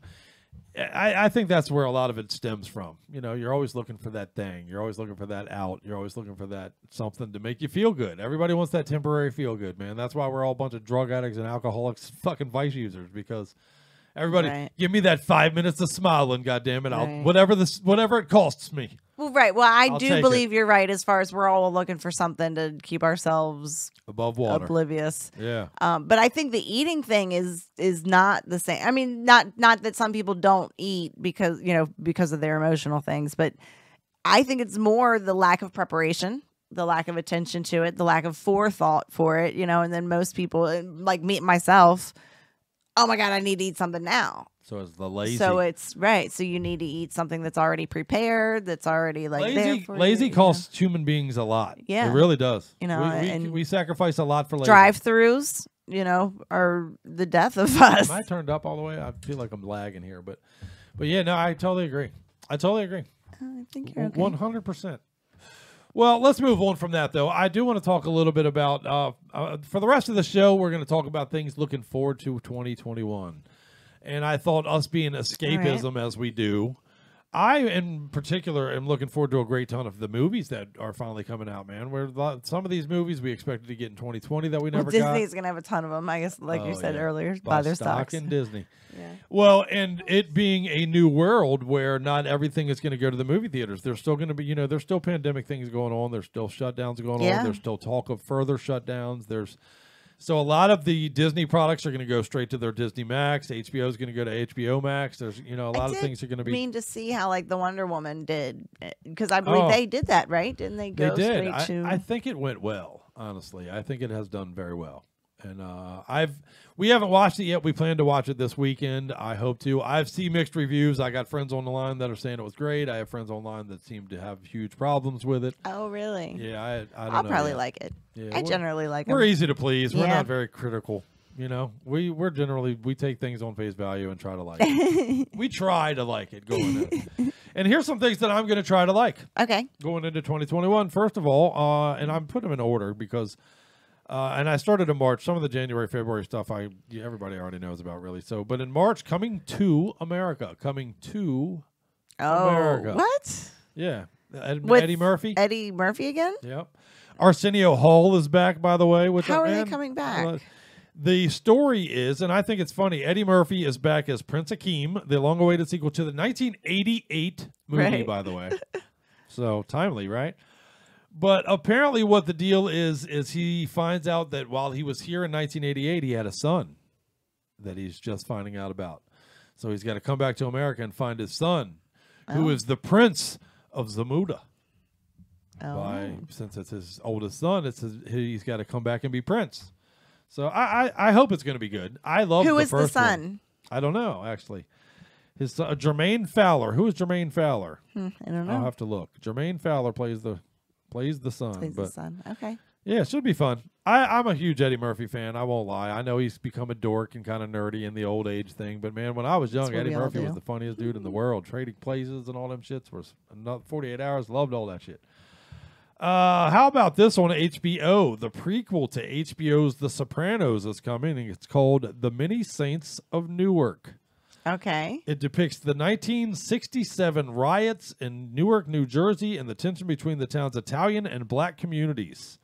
It's going to be the setup for the Sopranos, be pre-Soprano stories. It's going to have Michael Gandolfini even is in it, which is Tony Soprano or James Gandolfini's son. So James Gandolfini's son will be playing a young Tony Soprano. That's kind of cool, actually. Yeah, pretty cool. Ray Liotta's in this thing. Vera Farmiga's in this thing. This is going to be cool, man. I'm very much looking forward to this. Okay. Very, very much looking forward to this. David Chase is on board as the producer and writer. Going to be good. Going to be a good time. So look for that. That's when coming does that come? March 12th. March 12th, The Many Saints of Newark. If you're into the mafia stuff like I am, you're going to enjoy that. Okay. And here's one that was backed up from last year that I personally was looking forward to. I'm a huge Jared Leto fan. I know that people hated his role as the Joker in the Suicide Squad movie. I'll leave that to you to decide yourself. I think he's a good actor. I'm not much of a fan of that band, to be honest with you. What's that, 30 Seconds to Mars?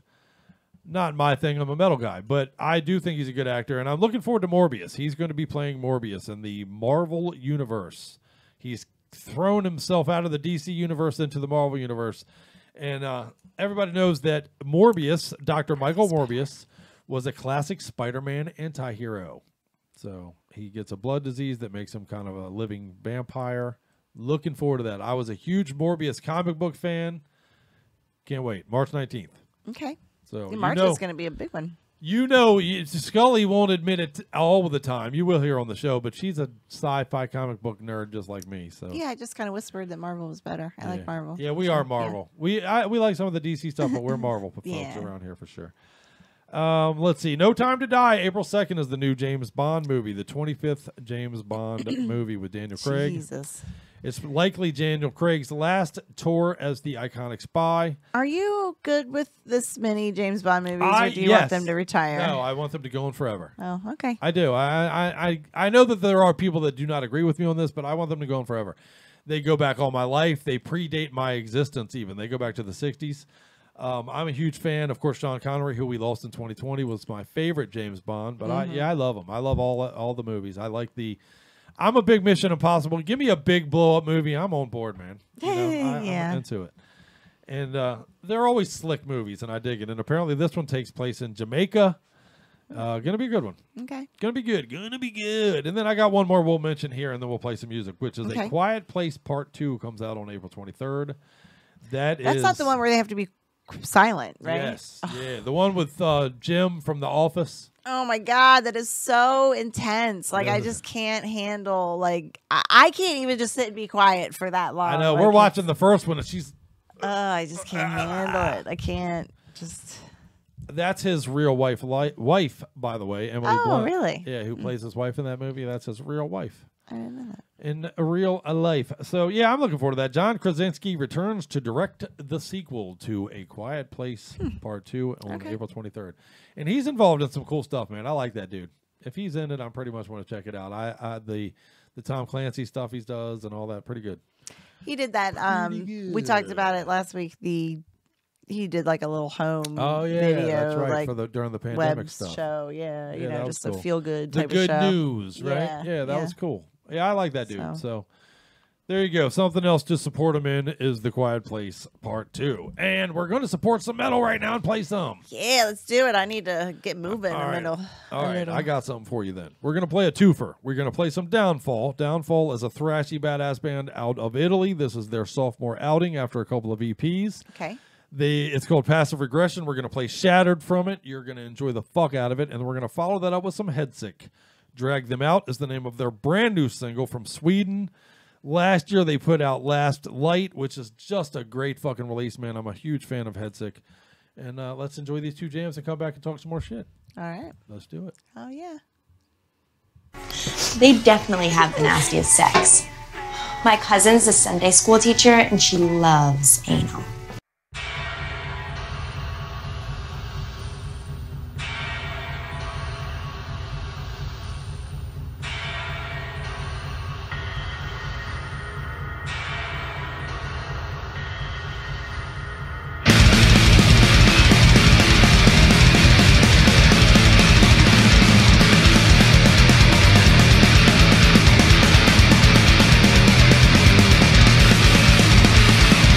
Thank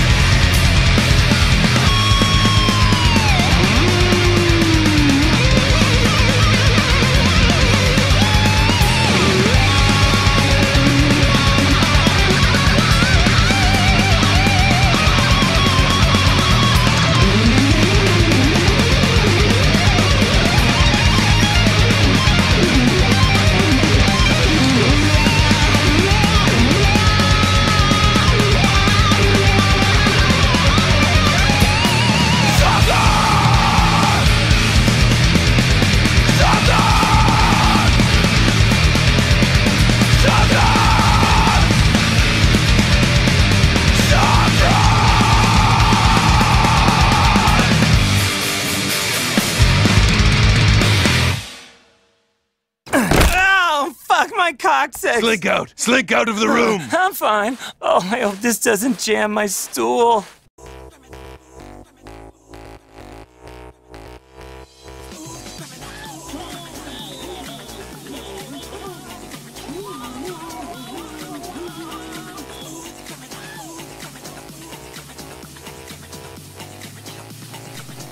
I'm driving shotgun.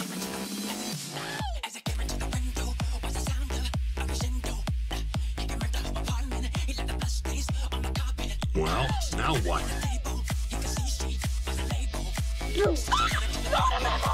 Happy feet. Wombo combo. That ain't Falco. That ain't Falco.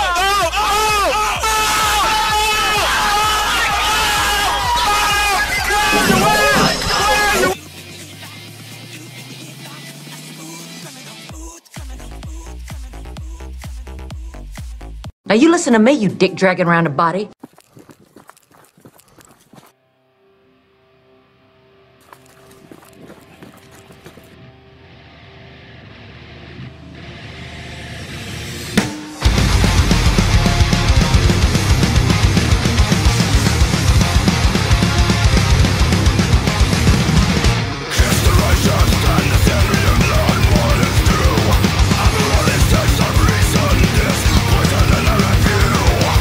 Oh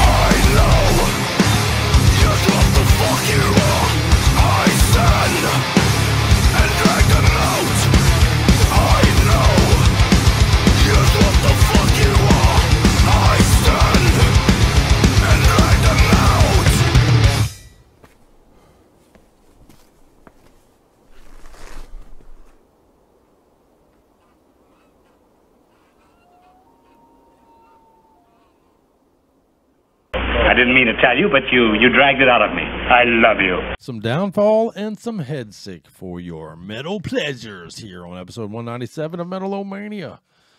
Doing the thing. And right now we're looking forward to some movie releases in 2021. I know that I personally have been, upset. Like we talked about the James Bond movie in the last break. I was upset that we missed out on the James Bond movie last year. I need my movies. Year. They're every few years, aren't No, they? right. Yeah, okay. But that was announced at one to be point. Released last year. Oh, yeah, it was supposed to. I think even like May of last year, so it was pretty early at one point of last year. So, okay. And for those who don't know, just to close out the James Bond talk, Rami Malek, who you may know from the good lord, the TV show that I love him in that just ended. Good fuck, I don't even remember now, but he was in the TV show that I was big on that I just fucking God damn it, what the fuck was the name of that show? You've watched a million shows. I know, you know it. Rami Malek, the guy who plays the bad guy, and it's a fantastic actor. You're gonna want to check it out. So there you go. But some other things speaking of the Marvel Universe, which Morbius will be out. We talked about on the last break. Black Widow finally is coming out. That's another one that we were robbed of in 2020. We were supposed to get the Scarlett Johansson standalone movie, Black Widow. Anything with Scarlett Johansson in it. I was just going to say, everybody loves her. We're on board. Yeah. Scully and I are big fans of Marvel. I never hear like a fucking story about her to like ruin her, Yeah, like, no. Never be a dick. Right. Like sometimes I know. It happens, and like the last Amber, whatever you're talking about. Amber Heard, yeah. Yeah, that sucks, man. Turns out she's a dick. Yeah. And that does suck, because I was a big fan of her. That never happens to her. I hope it never happens to Natasha Romanoff, Scarlett Johansson's Marvel character. Yeah. Yeah. I believe that's a prequel, right? It's set after the Civil War movie, but it's before, obviously, I won't do any spoilers, but it's before the later Avengers movies. It's kind of like stuck in between there. So that's cool, actually. I like that idea. Looking forward to that. When is that coming? Sometime in March or May or April? That is, I believe, May 7th. May 7th. Okay. So, yeah, spring. Right around springtime. Okay. All of these are going to be spring releases here. And there's going to be some good ones. I'm looking forward to the Godzilla vs. Kong, May 21st. Oh, I like those too. Those are great movies. I might be corny, I guess, for those, but what was the one where they were like sending out the signal and calling the thing? Last Godzilla, that was the right? Godzilla King of Monsters. Yeah, that was a good one. I like that kind of That is going to debut on, it looks like, HBO and Max and in HBO Max and in movie theaters. Okay. It's a crossover sequel to the Godzilla King of Monsters and the Kong Skull Island movies, which we loved both of. Right. And it will see the iconic monsters square off in an epic battle for the ages. Yes. I love that. Man. I know, man. Very cool. I'm excited as fuck. Can't wait. May 21st. That shit's on my calendar, kid. Right. That's how much I'm looking forward to that. Okay.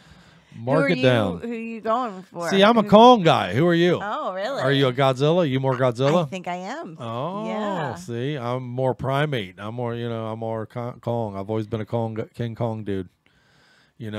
He wants to get the lady. He's always wanted to go get the little hot blonde chick. I think He's I'm a man more after my familiar own with heart. the Godzilla stories. I don't know that I've seen a Kong movie that really grabbed me. I'm going to break out the old school 1931 for you or that's something. Gonna do it. Yeah, that's a good one. No, so I think I would go. I'm going to be Team Godzilla. Oh, all right. I'm Team Kong. Let's start this now. Let's see where all of you out there are, man. All right. I'm very curious to see. What team are you? Godzilla or Kong? Yeah. Split the crowd here. Okay. We'll have to put a poll. We're going to put a poll up on our Facebook, on our social media. Let us know who you pick, Godzilla or Kong. What about this one? I skipped a bunch of the kid movies coming out and shit, honestly, because we're a metal show and you probably don't give a fuck. But this one I did bring up. Cruella. The real live Cruella DeVille story is being told. Cruella. Okay. On May 28th. And I bring it up because Emma Stone, who we love is in she everything. Cruella? She's going to play a young Cruella DeVille. Huh. How funny is that? So I don't. It's what's the story of Cruella other than stealing the puppies? Right. Apparently, the story is set against a punk-style fashioned 1970s London background. So there you go for scenery. It's going to have Emma Stone as a younger Cruella DeVille, an iconic villain from the 1961 101 Dalmatians. It will also have Emma Thompson Walter Hauser, Mark Strong in it. I'm not sure what the storyline is yet, honestly. But yeah, it's going to take place in London. I've never seen any of the live action remakes of any of the cartoon movies. They've done a ton of them now. I think like the Little Mermaid's been turned into which one. I can't the believe Lion I never King. saw, honestly. Because you're like a Little Mermaid most fan. Favorite. Yeah. I'll have to get it and put it on for you one night so you can watch it. Yeah. I'm like that movie series, like VHS, of course, like because that was that time frame. We had to buy 3 different copies of the VHS. Because, Little Mermaid. Yeah, because you were wearing it out. Wear it out, and where the songs were, we'd get to the songs and sing them along, rewind them, sing along, rewind them, fast forward to the next one, sing Under the sea, under the sea. Fucking VCR would eat up the fucking tape, and they'd have to buy me a new one. Well, to that I say you got to kiss the girl. Yeah, I mean, there were the best songs, weren't they? I had Jay Bird was young, and anyway. Yeah. Cruella. Are you going to watch Cruella? I'm going to watch it just because Emma Stone's in it. Well, I like her. Yeah. I think just because she's in it, I'll check it out. And I'm curious what the storyline is. Yeah, me too. And I guess it's somewhat evil, right? Yeah, it's got to be, right? Turns evil. I didn't write the ratings down. That's got to be a G, I would assume. But we'll follow up on that. I don't know. That changes things. If it's rated G, yeah. We'll see. Okay. How about that? I know you personally can't wait for Fast and Furious 9. Right. Yes. You're lock, stock, and barrel in the first 8 of them, and the fucking Calvin and Hobbes one. Is there a Calvin and Hobbes? I forget what it was. Something in Hobbes. It wasn't Calvin and Hobbes, but it was the side story with Vin Diesel and Jason Statham, who I love both of those guys, but yeah, what was it called? Right. Something in Hobbes. Fuck, I forget. It wasn't Calvin and Hobbes, but it was something in Hobbes. But yeah, I heard that was good. I do remember seeing the first one. Well, I should say I know that I saw the first one. I don't remember. I watched the first 3 Fast and Furious movies for sure. Really? I watched I remember the Tokyo one is the third one, and I couldn't remember. I still don't know what it had to do with the other ones, honestly. But I should watch them. Right? I liked Paul Walker. Yeah, they're all cars. Maybe that's it. I'm not a big car guy, so that's why they never tried me in. But I do like Vin Diesel. I do like I wouldn't The Rock in a few of them, if I'm not mistaken. Fucking I don't know. I like a lot of those. I like James Statham showed up in a few, and I like him. I like him. Yeah, and apparently in the new one, John Cena shows up. He's going to be one of the new actors they're bringing into it. I don't know who that is. He's a former actor. You know who John Cena is because he was funny in that movie where the parents are trying to keep their kids from fucking. At one point, he goes to a party and like does the beer bong up his asshole. Do you remember? He's a big wrestler, big gigantic guy, but. He's like, I'm a team player. I just did a whole beer bong with my asshole. Yes. Pretty funny. I think he is a funny guy. Yeah, that is a great movie. Blockers. Yeah, Blockers. Cock Blockers is what it is. But Blockers, right. But yeah. Or they live on the same block as each other. Oh, okay. There you go. John Cena. Yeah. So I know you're looking forward to that. Okay. What about the new, here's the last one I'll bring up this break, and then we'll play our metal sandwich for the week. But the new Ghostbusters movie is coming on June 11th. There's no originality left in the world. Yeah, it is fucked up kind of. So what is this one? This movie, as my understanding, it ignores the one that came out a couple of years ago as if it didn't exist. This one picks up 30 years after 1989's Ghostbusters 2 and follows a family that moves to a small town to discover their connection to a ghost-catching business. Bill Murray, Dan Aykroyd, Ernie Hudson, Sigourney Weaver, Andy Potts, all will be back to reprise their roles. So it has potential. Weird. Paul Rudd is going to be in this thing. You had a chance to redo it. It did or did not go. I didn't watch it, so I don't know. Maybe it didn't go well. Everyone hated the one with the ladies. Another chance to redo it. Oh, this is Hollywood. Are you kidding? You get a million chances. You'll get a chance. And if this fails, they'll try it again in 20 years. There'll be Ghostbusters. Will it's one of those things that'll never go away. Weird, man. I will watch it. I'm looking forward to it. 20 years. This is a year, if that, right? Like, didn't Bill Murray just star in one? No. That was all women. The one a couple years ago was all women. That was an all-female version of Ghostbusters. Okay. So I know there was a female one, but I thought that. No, this will be the first one with the guys in it in 30 years. This will be the first one with Bill Murray and them since the 1989 Ghostbusters 2. Okay. The one a couple years ago was all ladies. It had Melissa McCarthy. What was the girl from Bridesmaids? I can't remember her name right now. I don't know anybody. I'm a big fan of her, but yeah. So I don't know. Freckles. You know you're bitching about it right now, but we're gonna watch it. So we'll see. Reserve judgment. Okay. Reserve judgment. I agree. There are no fucking original ideas left apparently. So let's watch some retreaded shit. Well, and you know what? Let's not watch retreaded shit. Let's play some brand new metal. Yeah. That sounds good. And in the middle, we're gonna play our sandwich right now. As a matter of fact, so I will play some old school shit for you on this jam session. Okay. Let's open this up with some Awaiting Eternity. Awaiting Eternity has a brand new debut self-titled release. They're out of Grand Junction, Colorado. I'm sorry, this is their sophomore outing. It is not a debut, but I said debut, so drink anyway. Spit it out. That's right. This is their sophomore outing. It's badass. I love it. It is self-titled, though, and we're going to play The Fallen from it. And then we're going to go with our old school jam of the week, which is Oblivion. Oblivion, Imminent Regenerator, is a song off of From This Day Forward, an old school jam from 1990. This band still tours. Well, at least they did before COVID. But they're still doing it. Canadian badassery abounds. COVID-19. But yeah, you're going to dig it. And then we're going to play some Venomous. Venomous has a brand new EP. Very kick-ass, out of Brazil. They are melodic death metal. They're on fire. The EP is called Tribus, and we're going to play Unity as a part of our sandwich. So put on your bib, break out your silverware, and eat something. Check it out. So silly. Looks like I'm finally gonna get to kill you after all, eh? Yeah, there's that distinct possibility, although I'd bet, I don't know, $4 against an hour with your mother that doesn't happen that way.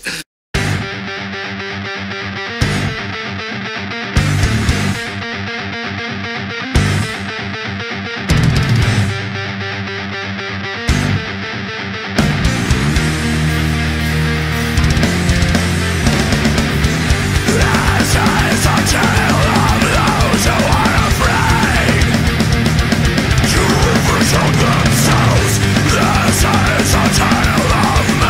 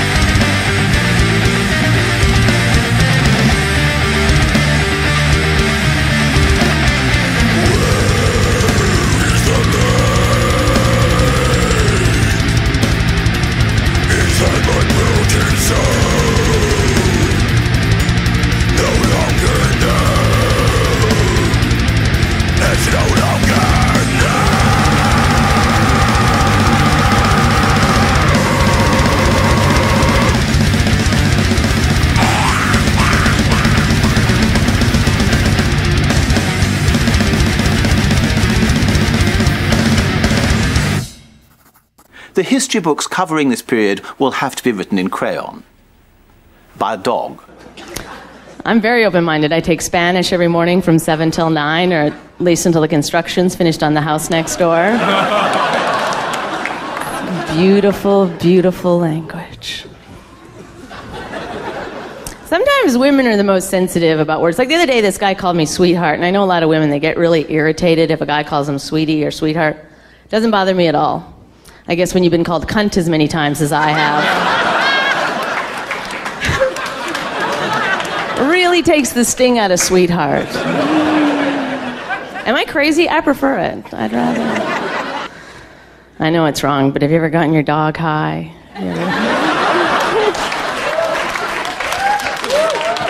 I did it one time. Oh my God, it was so funny. My dog was running around, acting crazy, ate his own shit. I was like, oh my God. I hope I never get the munchies that bad. It's gross. You know what's cool? You guys are clients, so I'll tell you the truth. Pull back the curtain for a moment. I originally wrote that joke about my baby, but it never got a laugh. Not one time. Isn't that... Comedy is so delicate. You just change one word. I give money to homeless women because whenever I see a chick in that situation, I can't help but think, how is it possible that she never learned to give head?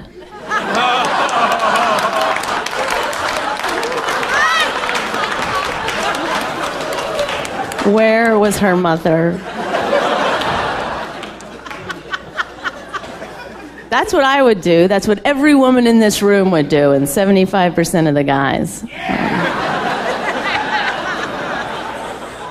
No shame in survival. No shame. Look at the size of my dick.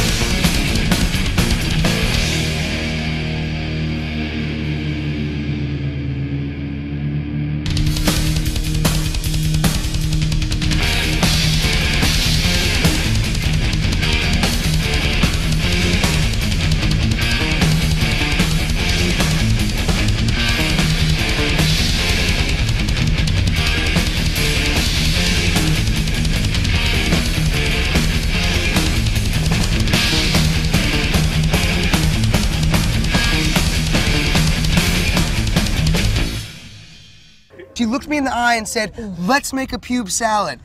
What's the dressing? You guys, how do you feel about gay marriage? You guys for gay marriage? Oh, good. Yeah. Yeah, I'm not for that, but you know, whatever you guys are into. Whatever you're into, man.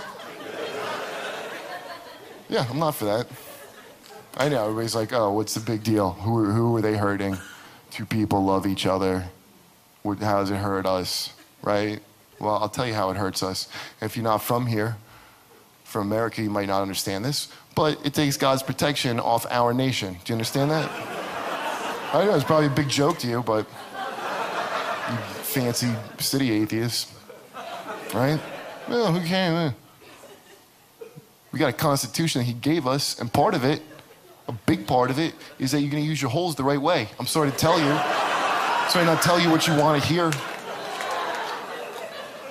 God watches your holes all day, like literally morning till night. That's any religion. That is 3/4 of your religion, is you got to use your holes the right way. Because the creator of the infinite universe, who made the universe is huge. It's gigantic. And God's like even bigger. He's bigger than that. And then like the earth's not even, it's like on the tip, you know, like right on the edge of his finger like that. And then he just watches your asshole. It's like a jeweler loop. Let's see what my creation is up to with those buttholes that I was nice enough to give them. Probably just pooping out of them like they're supposed to. Let me just take a... Oh! Oh! And it flies out of his eye. His yarmulke falls off his head. He's so upset. That's not how I said to do that. You just voided the warranty, pal. I hope you're happy. I'm not fixing that for you. That's not normal wear and tear, what you just did. It's not normal. I didn't think I had to write instructions for your poop hole. So then we lose protection. And then what happens is, let's say we live next door together, and you're a good Christian guy doing what you're supposed to. With your wife, just living, reading your Bible, slaying pussy like Christ commanded. Not thinking about wieners. And then I live next door to you. I'm just getting my asshole wailed on day after day. You sitting there in your family home, the parade of dudes coming in, just stretching me out, dude, and like, you just hear it all the time. Because the walls are thin, you just hear a man's head. There's a man behind him just ripping his crinkle in half, and you're just sitting there trying to ignore this sodomy, and you're trying to read Paul's letter to the Corinthians and ignore it. Just doing the right thing. Right? So then when the sky Jew sends his fire down, we both die. You understand? I don't want to be collateral damage in God's homo drone strikes. I don't think I'm out of line to say that. Think about other people. Think about other people. Instead of thinking with your gaping winker.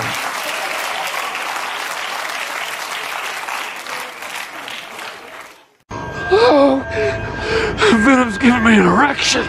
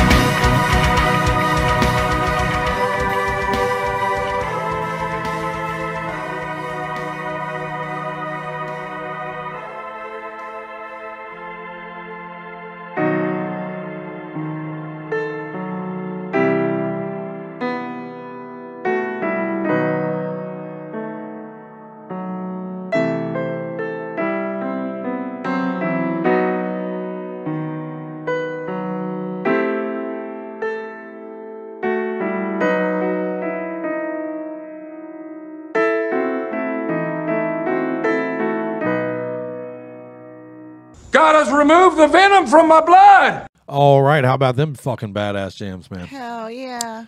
For the rest of the show, it's just badass metal, and look forward to fucking movie releases in 2021 because we don't do politics around here. No. Save that shit for somewhere else. Mm-hmm. You can talk about that shit with your grandpappy, although we suggest that you do not. I would not suggest that. Yeah. We very much suggest that you do not do that, however. So Stick with your own generation, probably. Is at a minimum. Rule number one. I say we go back to not talking about it. I swear I do. Oh, yeah, that's right. I'm pushing for that, man. Go back to not talking about it. Keep your political opinion to yourself and just vote. There you go.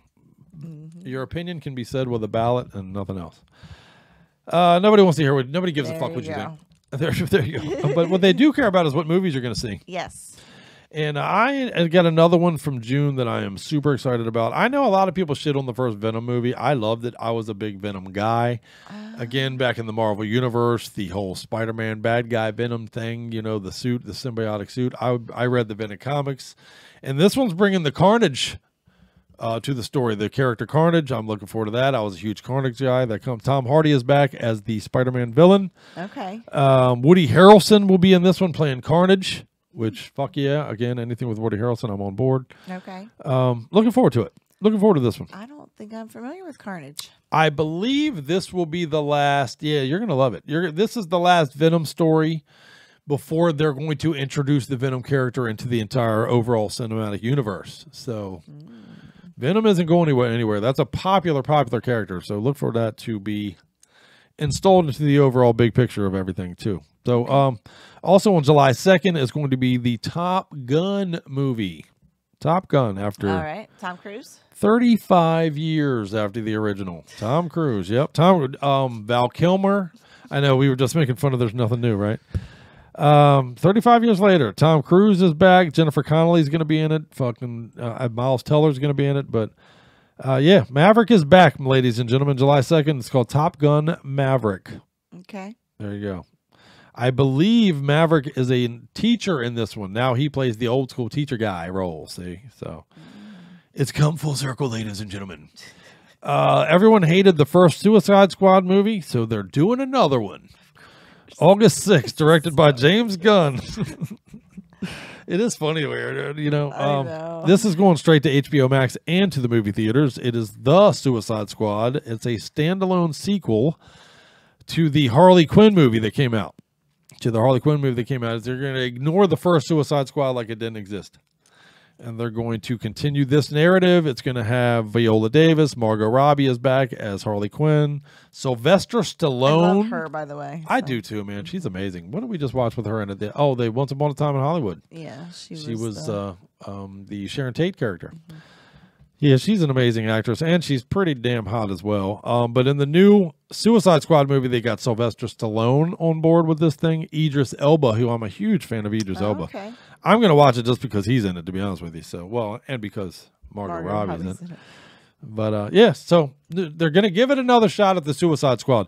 My understanding is there were two competing scripts for the original movie that they made, and the one that won out didn't do so well. So they're going to try the other one is what's going to happen, basically. That's so lame. Okay. It is a little lame, but hopefully it's good. We'll see. Okay. One I am very excited about, and it's, again, not original. Nothing's original. I'm not sure. I wonder if anything is on my list even. I'm looking forward, and you know what? I'm not sure if anything I have on this list is. So that's a little, you know what? I don't think another thing we're going to mention the rest of the show is an original idea. So in all of 2020, it's nobody could retreads. think of anything by themselves. So like that, now that we're producing it in 2021, it's all just I'll tell you what we'll do. Old shit. We'll make a point of keeping our eyes open for original material as the year progresses. And we will shine a highlight on anything worth mentioning. Okay. I promise you. All because right. obviously in this... You better write that down because there's no way. Yeah, well, I'll take it. Well, but this one I'm super excited about, though. It's the Candyman. Coming back is the Candyman. Dude, that shit scared me. Do you have the original date? I did not write it down, but that's way back in the day. Like the Candyman where like you'd go in the bathroom and say in the mirror, fuck you. Like don't do that shit around me. Don't fucking play. Like I was so afraid. Candyman was dark. That's a Clive Barker story. I read the Clive Barker stories behind it, but Candyman was dark. That was a dark, dark story. There was no frills. No, you know how like Freddy Krueger would give you a laugh, and you know you would even get occasional laughs in the Friday the 13th movies. Candyman gave you none of that. Candyman was dark. It was just horrific. I love the Candyman movies. Actually, yeah, man, they're great. They were great, and I'm confident these will be good. I know Tony Todd is involved in some way, shape, or form. I'm not sure if he's Candyman or not, but I know he's involved in some way. What's his face? Key from the Key and Peele. His name is escaping me right now, but he's behind it and shit. You know, and I love everything he's done. So including the Twilight Zone stuff, just very, very cool. Jordan Peele is behind it. Right? Isn't that right? Okay. Man, he is fucking on fire though. Yeah, man, like he is, and everything he does is fantastic. In my opinion, I do feel I'm like a huge he's done fan. a good job. So yeah, but that Us he is movie just was busy, creepy and weird and nonstop. good stuff.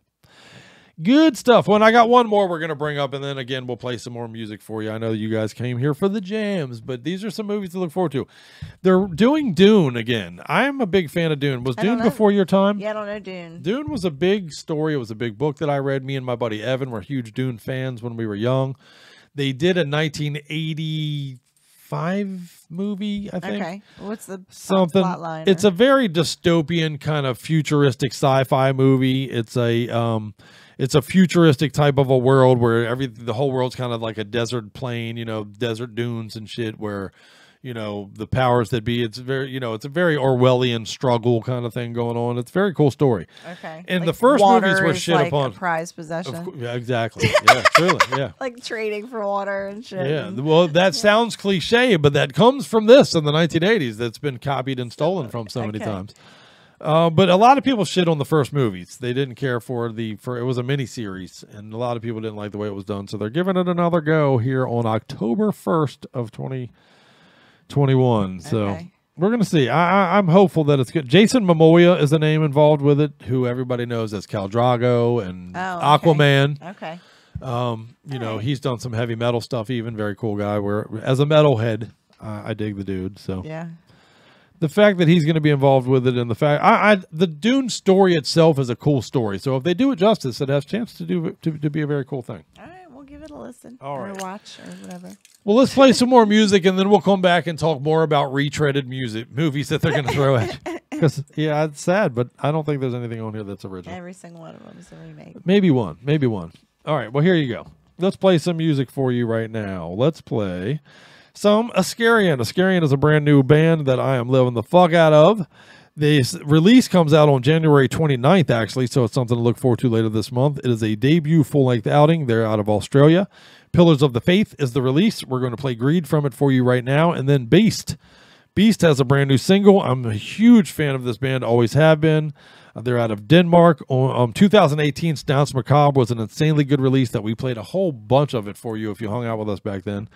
And the new single is called Abattoir, and we're going to play it right here on the show for you now. So don't go nowhere. Let's mosh a little bit, come back and talk a little bit more music, a little bit more movies, a little bit more entertainment, and a little bit about Scully behind her back when she's not looking. I mean, whatever. Here. Jam. Oh, dude, and I dyed my pubes white like Brian, so my dick is terrifying. Okay.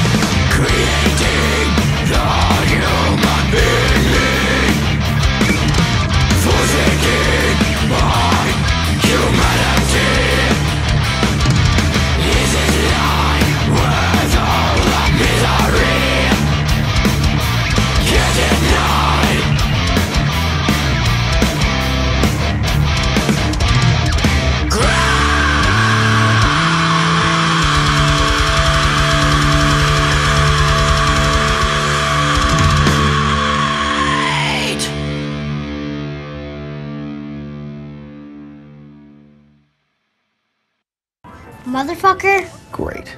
Perfect. All right, my car is dead, so I'm gonna skateboard down this hill. Just like that. Yeah. Yeah, boy.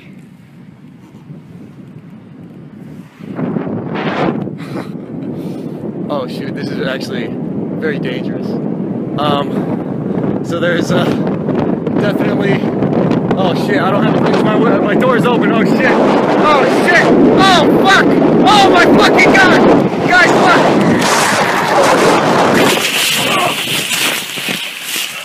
Holy shit, you guys just saw that.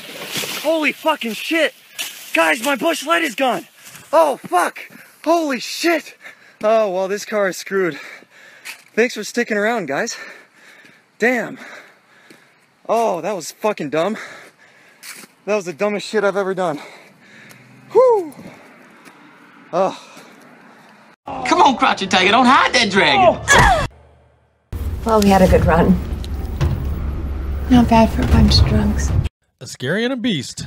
part of our soundtrack to our episode of, we're talking movies now, man. I hope a lot of these movies are picking up the fact that you should be putting metal in your movies.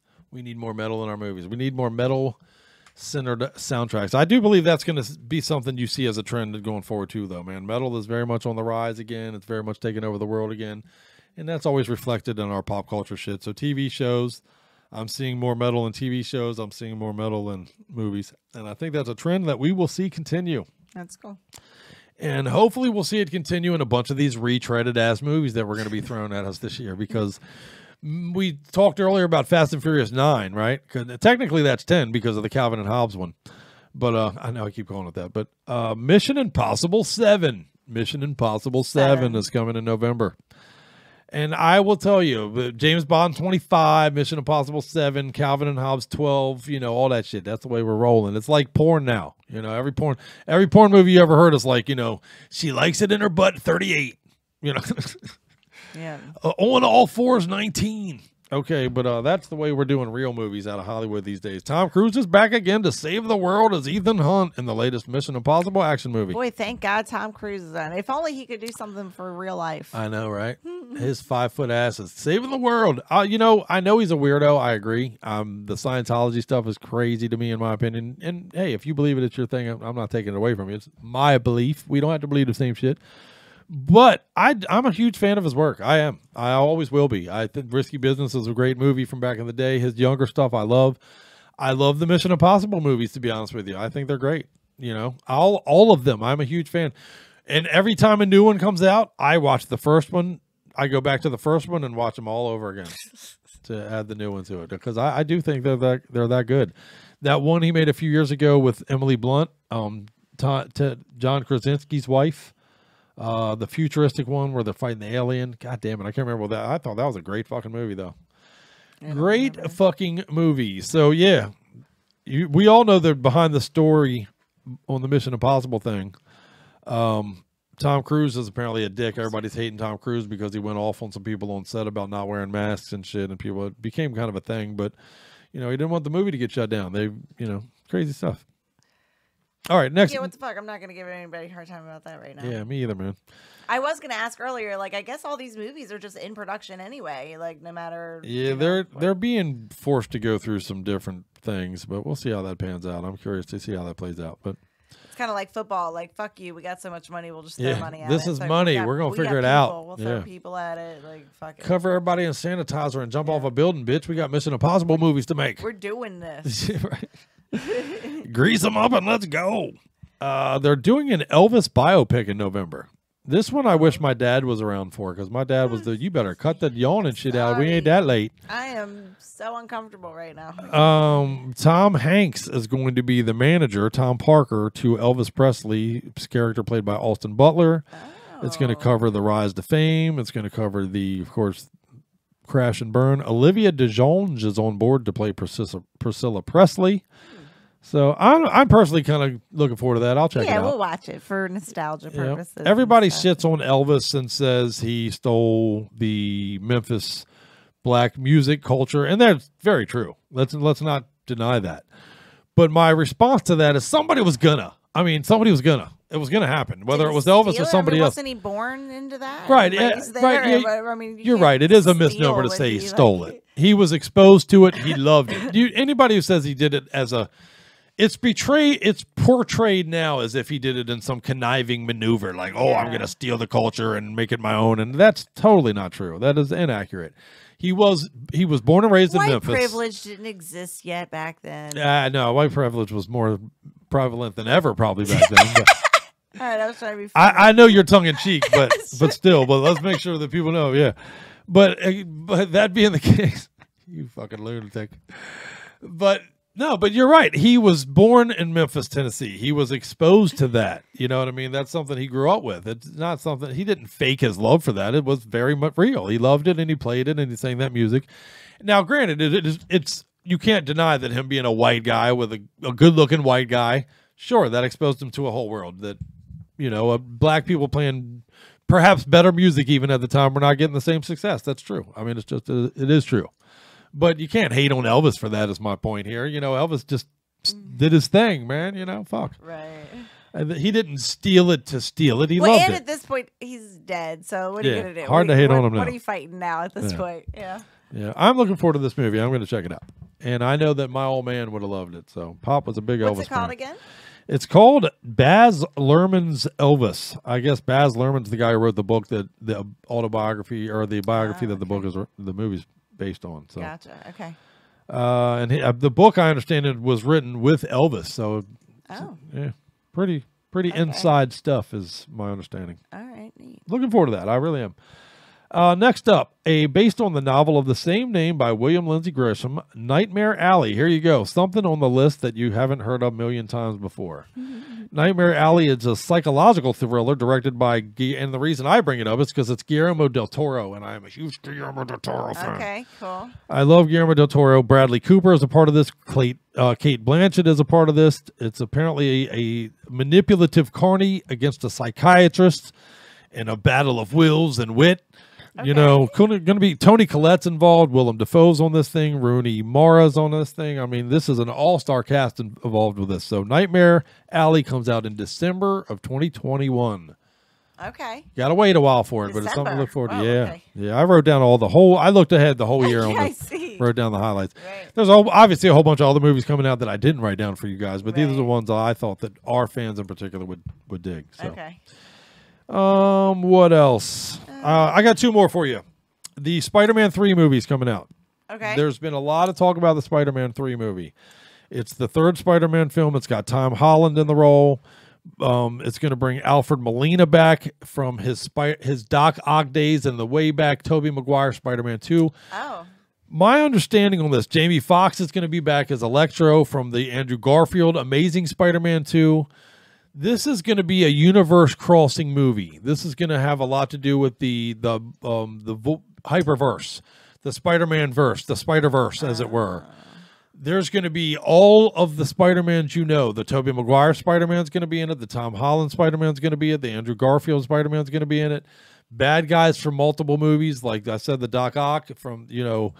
It should be very interesting. I'm very curious to see how this thing is going to play out, man. Right. You know, so this is a pretty ambitious Marvel project they put together here. They've kept the script under very, very tight wraps. It's going to release way out in December 17th. So it's literally a Christmas release for this year. Okay. So. But I'm excited. As we hear news about this, I'll share it because I'm very excited about that. The Spider-Verse shit, I dig all that. I'm a huge Marvel guy, as you know. If you hang out with us, you know me and Scully are Marvel dorks. So looking forward to that. And last on my list for the night, and the last movie we'll talk about, and again, it's a retread, I guess, but The Matrix is coming back. Did you guys know this? Okay, no. I didn't even know. This somehow slipped by me. I'm a huge Keanu Reeves guy. The John Wick movies are insane. I thought the new Bill and Ted was fantastic. The Matrix 4 is coming December 22nd. Get ready to re-enter the Matrix. Yeah, you know there was 3 the first time around, right? I don't even know that I saw 3. Damn it, lady. All right, well, there's something we're going to binge soon then is the Matrix movies. But, yeah, Jada Pinkett Smith is coming back. Fucking Carrie Ann Moss is coming back. Keanu Reeves, Lambert Wilson, Daniel Barnhart, all back in the new movies. So, okay. Yeah. Directed by Lana Wachowski from the early shit. So, it should be very entrenched in the Matrix canon, at least, which sounds like a continuation of the original story, which I'm excited about. I like it. You know, I agree. There's a lot of retread leading up to that. There you go. We'll do it. We'll make a weekend out of it. December. Well, yeah, I know we have some time, so we'll make a weekend out of it. And speaking of which, let's play some more music because you and I got shit to do still tonight. We got some Mandalorians to watch later and all that. So let's play some more music, shall we? Up next. Oh, I'm so excited that Vector's back, by the way. Speaking of things that are back, Vector is back. I thought that 16? I think it was 2016, if I'm not mistaken, that Terminal Redux came out. Terminal Redux is, I'm not overselling this in the slightest. It's one of my favorite albums ever. Ever, ever, ever. It's so technical. It is so precise. It is so brilliant. I truly love it. When Vector broke up, it was a heartbreaking thing for me.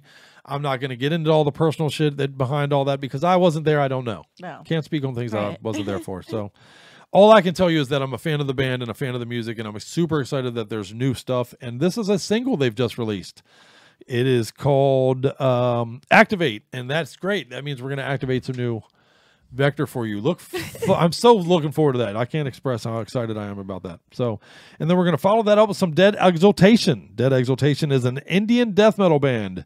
It's a trio that is just pure thunder kick-assery, man. Despondent is the name of their brand new release, and we're going to play Coerced Sewer Ingest. Enjoy these jams. Okay.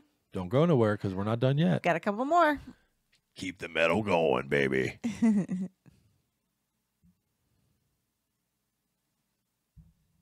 Whoa, your chick is a fucking psycho. Who you call a psycho, shit cocker?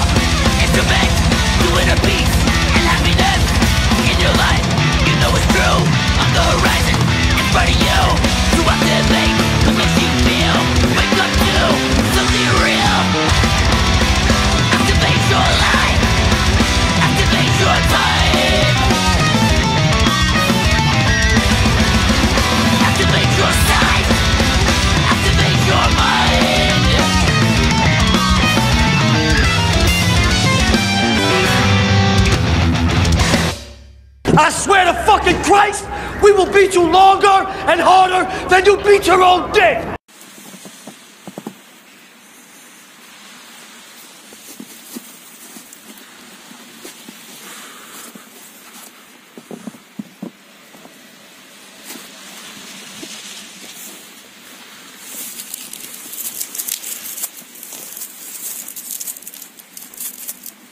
Из трубочки поливать?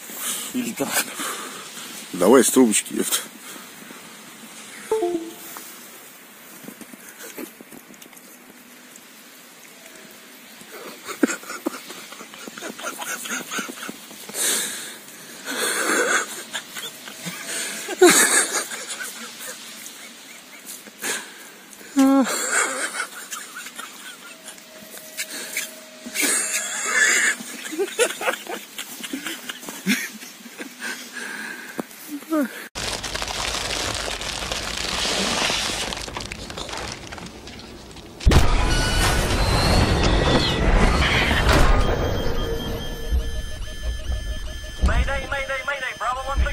Wait, why is everybody holding vibrators?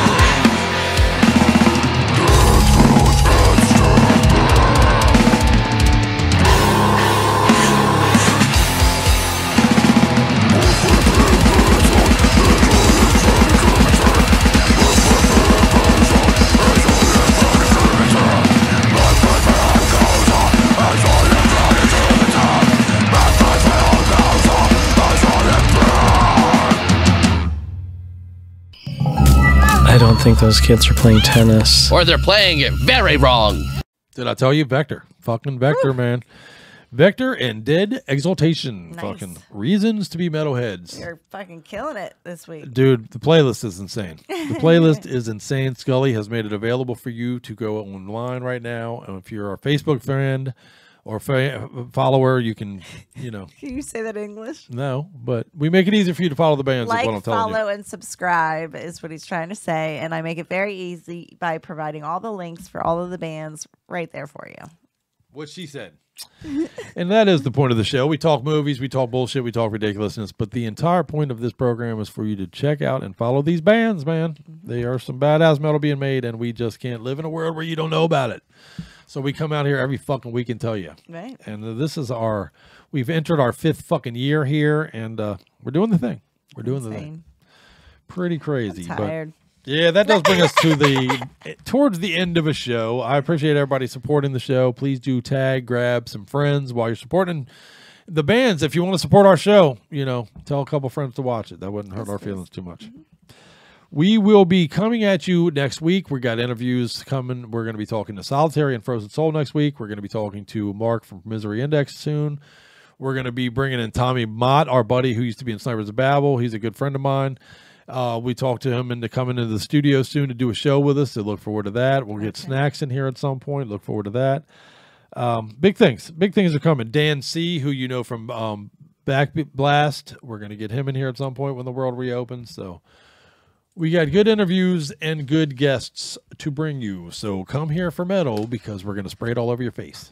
Hey. Fuck yeah? Yeah, fuck yeah. All right. Well, you ready to get out of here, Skulls? Yeah, let's do it. We got a couple more. We're going to close with 2 jams. Yeah, but thank you guys. Truly, we appreciate you all for watching the show and supporting the show, and hope you do spread the word. All right. We're going to close with some Wraithborn. Wraithborn has put out their sophomore outings. These dudes are from our own backyard here in Washington, D.C. Okay. Truly badass release is called Apocalypsis. We're going to play Dante. These are a killer band, man. They really put together quite an eclectic sound that has become quite their own, man. Very unique delivery, and I'm digging the fuck out of them. And then we're going to close the show with some Vrinth Paraxum Darkness from Baptism Death. These dudes are from Cali. It is a debut, full-length, ridiculous badass release from these cats, man. Enjoy the fuck out of it because that's how we're exiting the show, number 197. Nice. With a little bit of that. So thank you, Scully. I appreciate you. Your hard work on the episode tonight. And we appreciate all you cats out there doing the metal with us. Of course. Fuck yeah. Yep. And come back next week. We're going to do it again with new guests, new interviews, and hopefully even more of you. Right on? Sounds good. All right, you guys enjoy these jams. Happy New Year. Happy New Year to you all. First show of the year is in the books. Much love. Much metal. See you next week. Stop fucking with Korean Jesus. He ain't got time for your problems. He busy with Korean shit.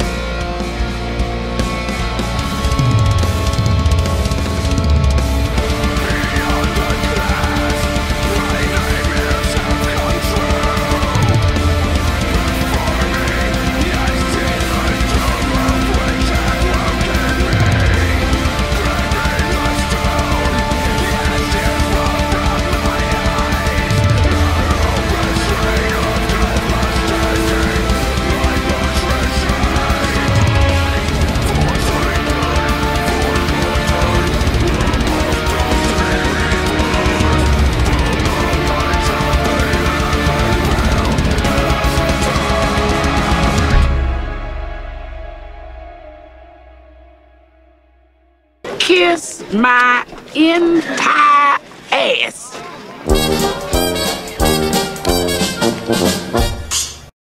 That's right, you landlubbers. It's piece of shit Petey, the parrot that talks back. Sure, toss me a couple bucks. I'll talk. He's been equipped with sound sensing voodoo. Can you believe this bullshit? Looks like you've raised a self-entitled prick. I'd shove the broccoli down his throat myself if I wasn't attached to this perch. So, Petey, do you think I'm pretty? Yeah, you're alright.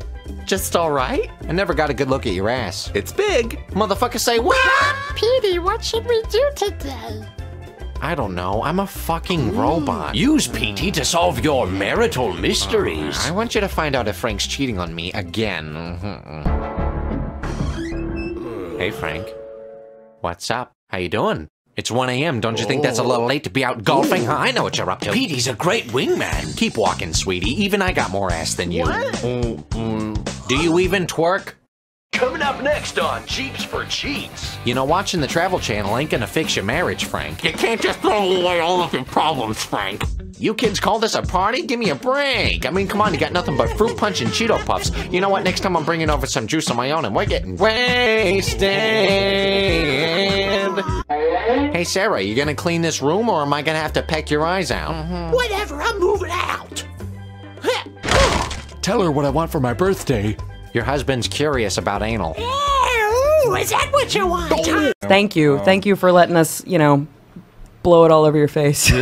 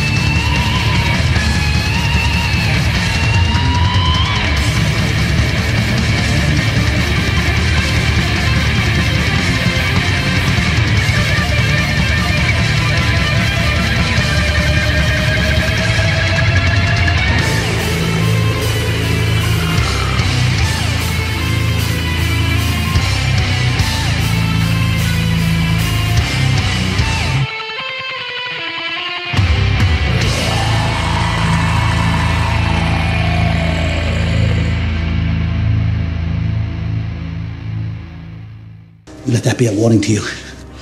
Next time, I shall hurl a lightning bolt right in your face. Hey, this is Michael Gilbert from Flotsam and Jetsam, and you're listening to Metal-O-Mania with the Crypt and Skully. This is Caustic. You're listening to Metal-O-Mania with the Crypt and Skully. This just in. Scientists have discovered that once you've been infected by Metal-O-Mania, there is no cure. Contact Scully right away for more and more metal to feed the dragon.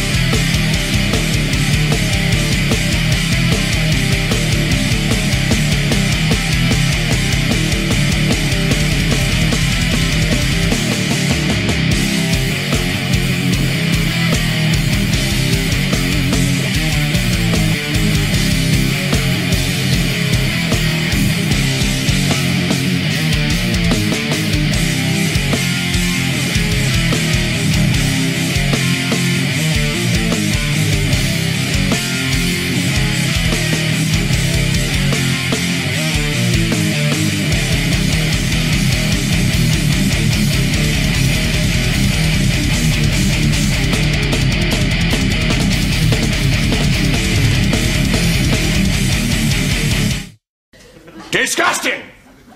Never have I seen such a display of blatant poofery.